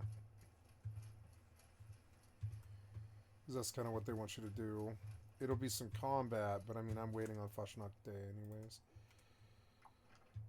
Yeah, maybe we go to Fashnacht Day now.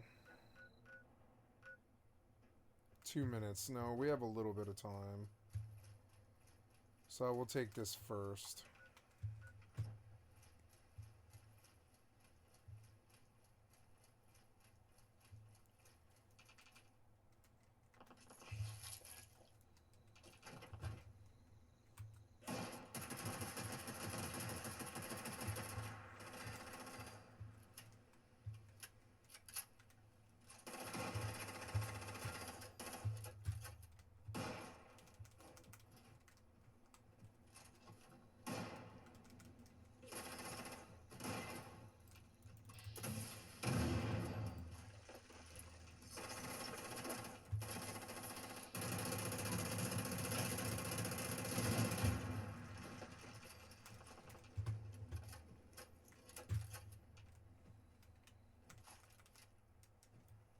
Did I kill him? Yeah, I probably did. There's someone right there or no? Wait, like, you just, like, showed me somebody way through the world, I think. Oh.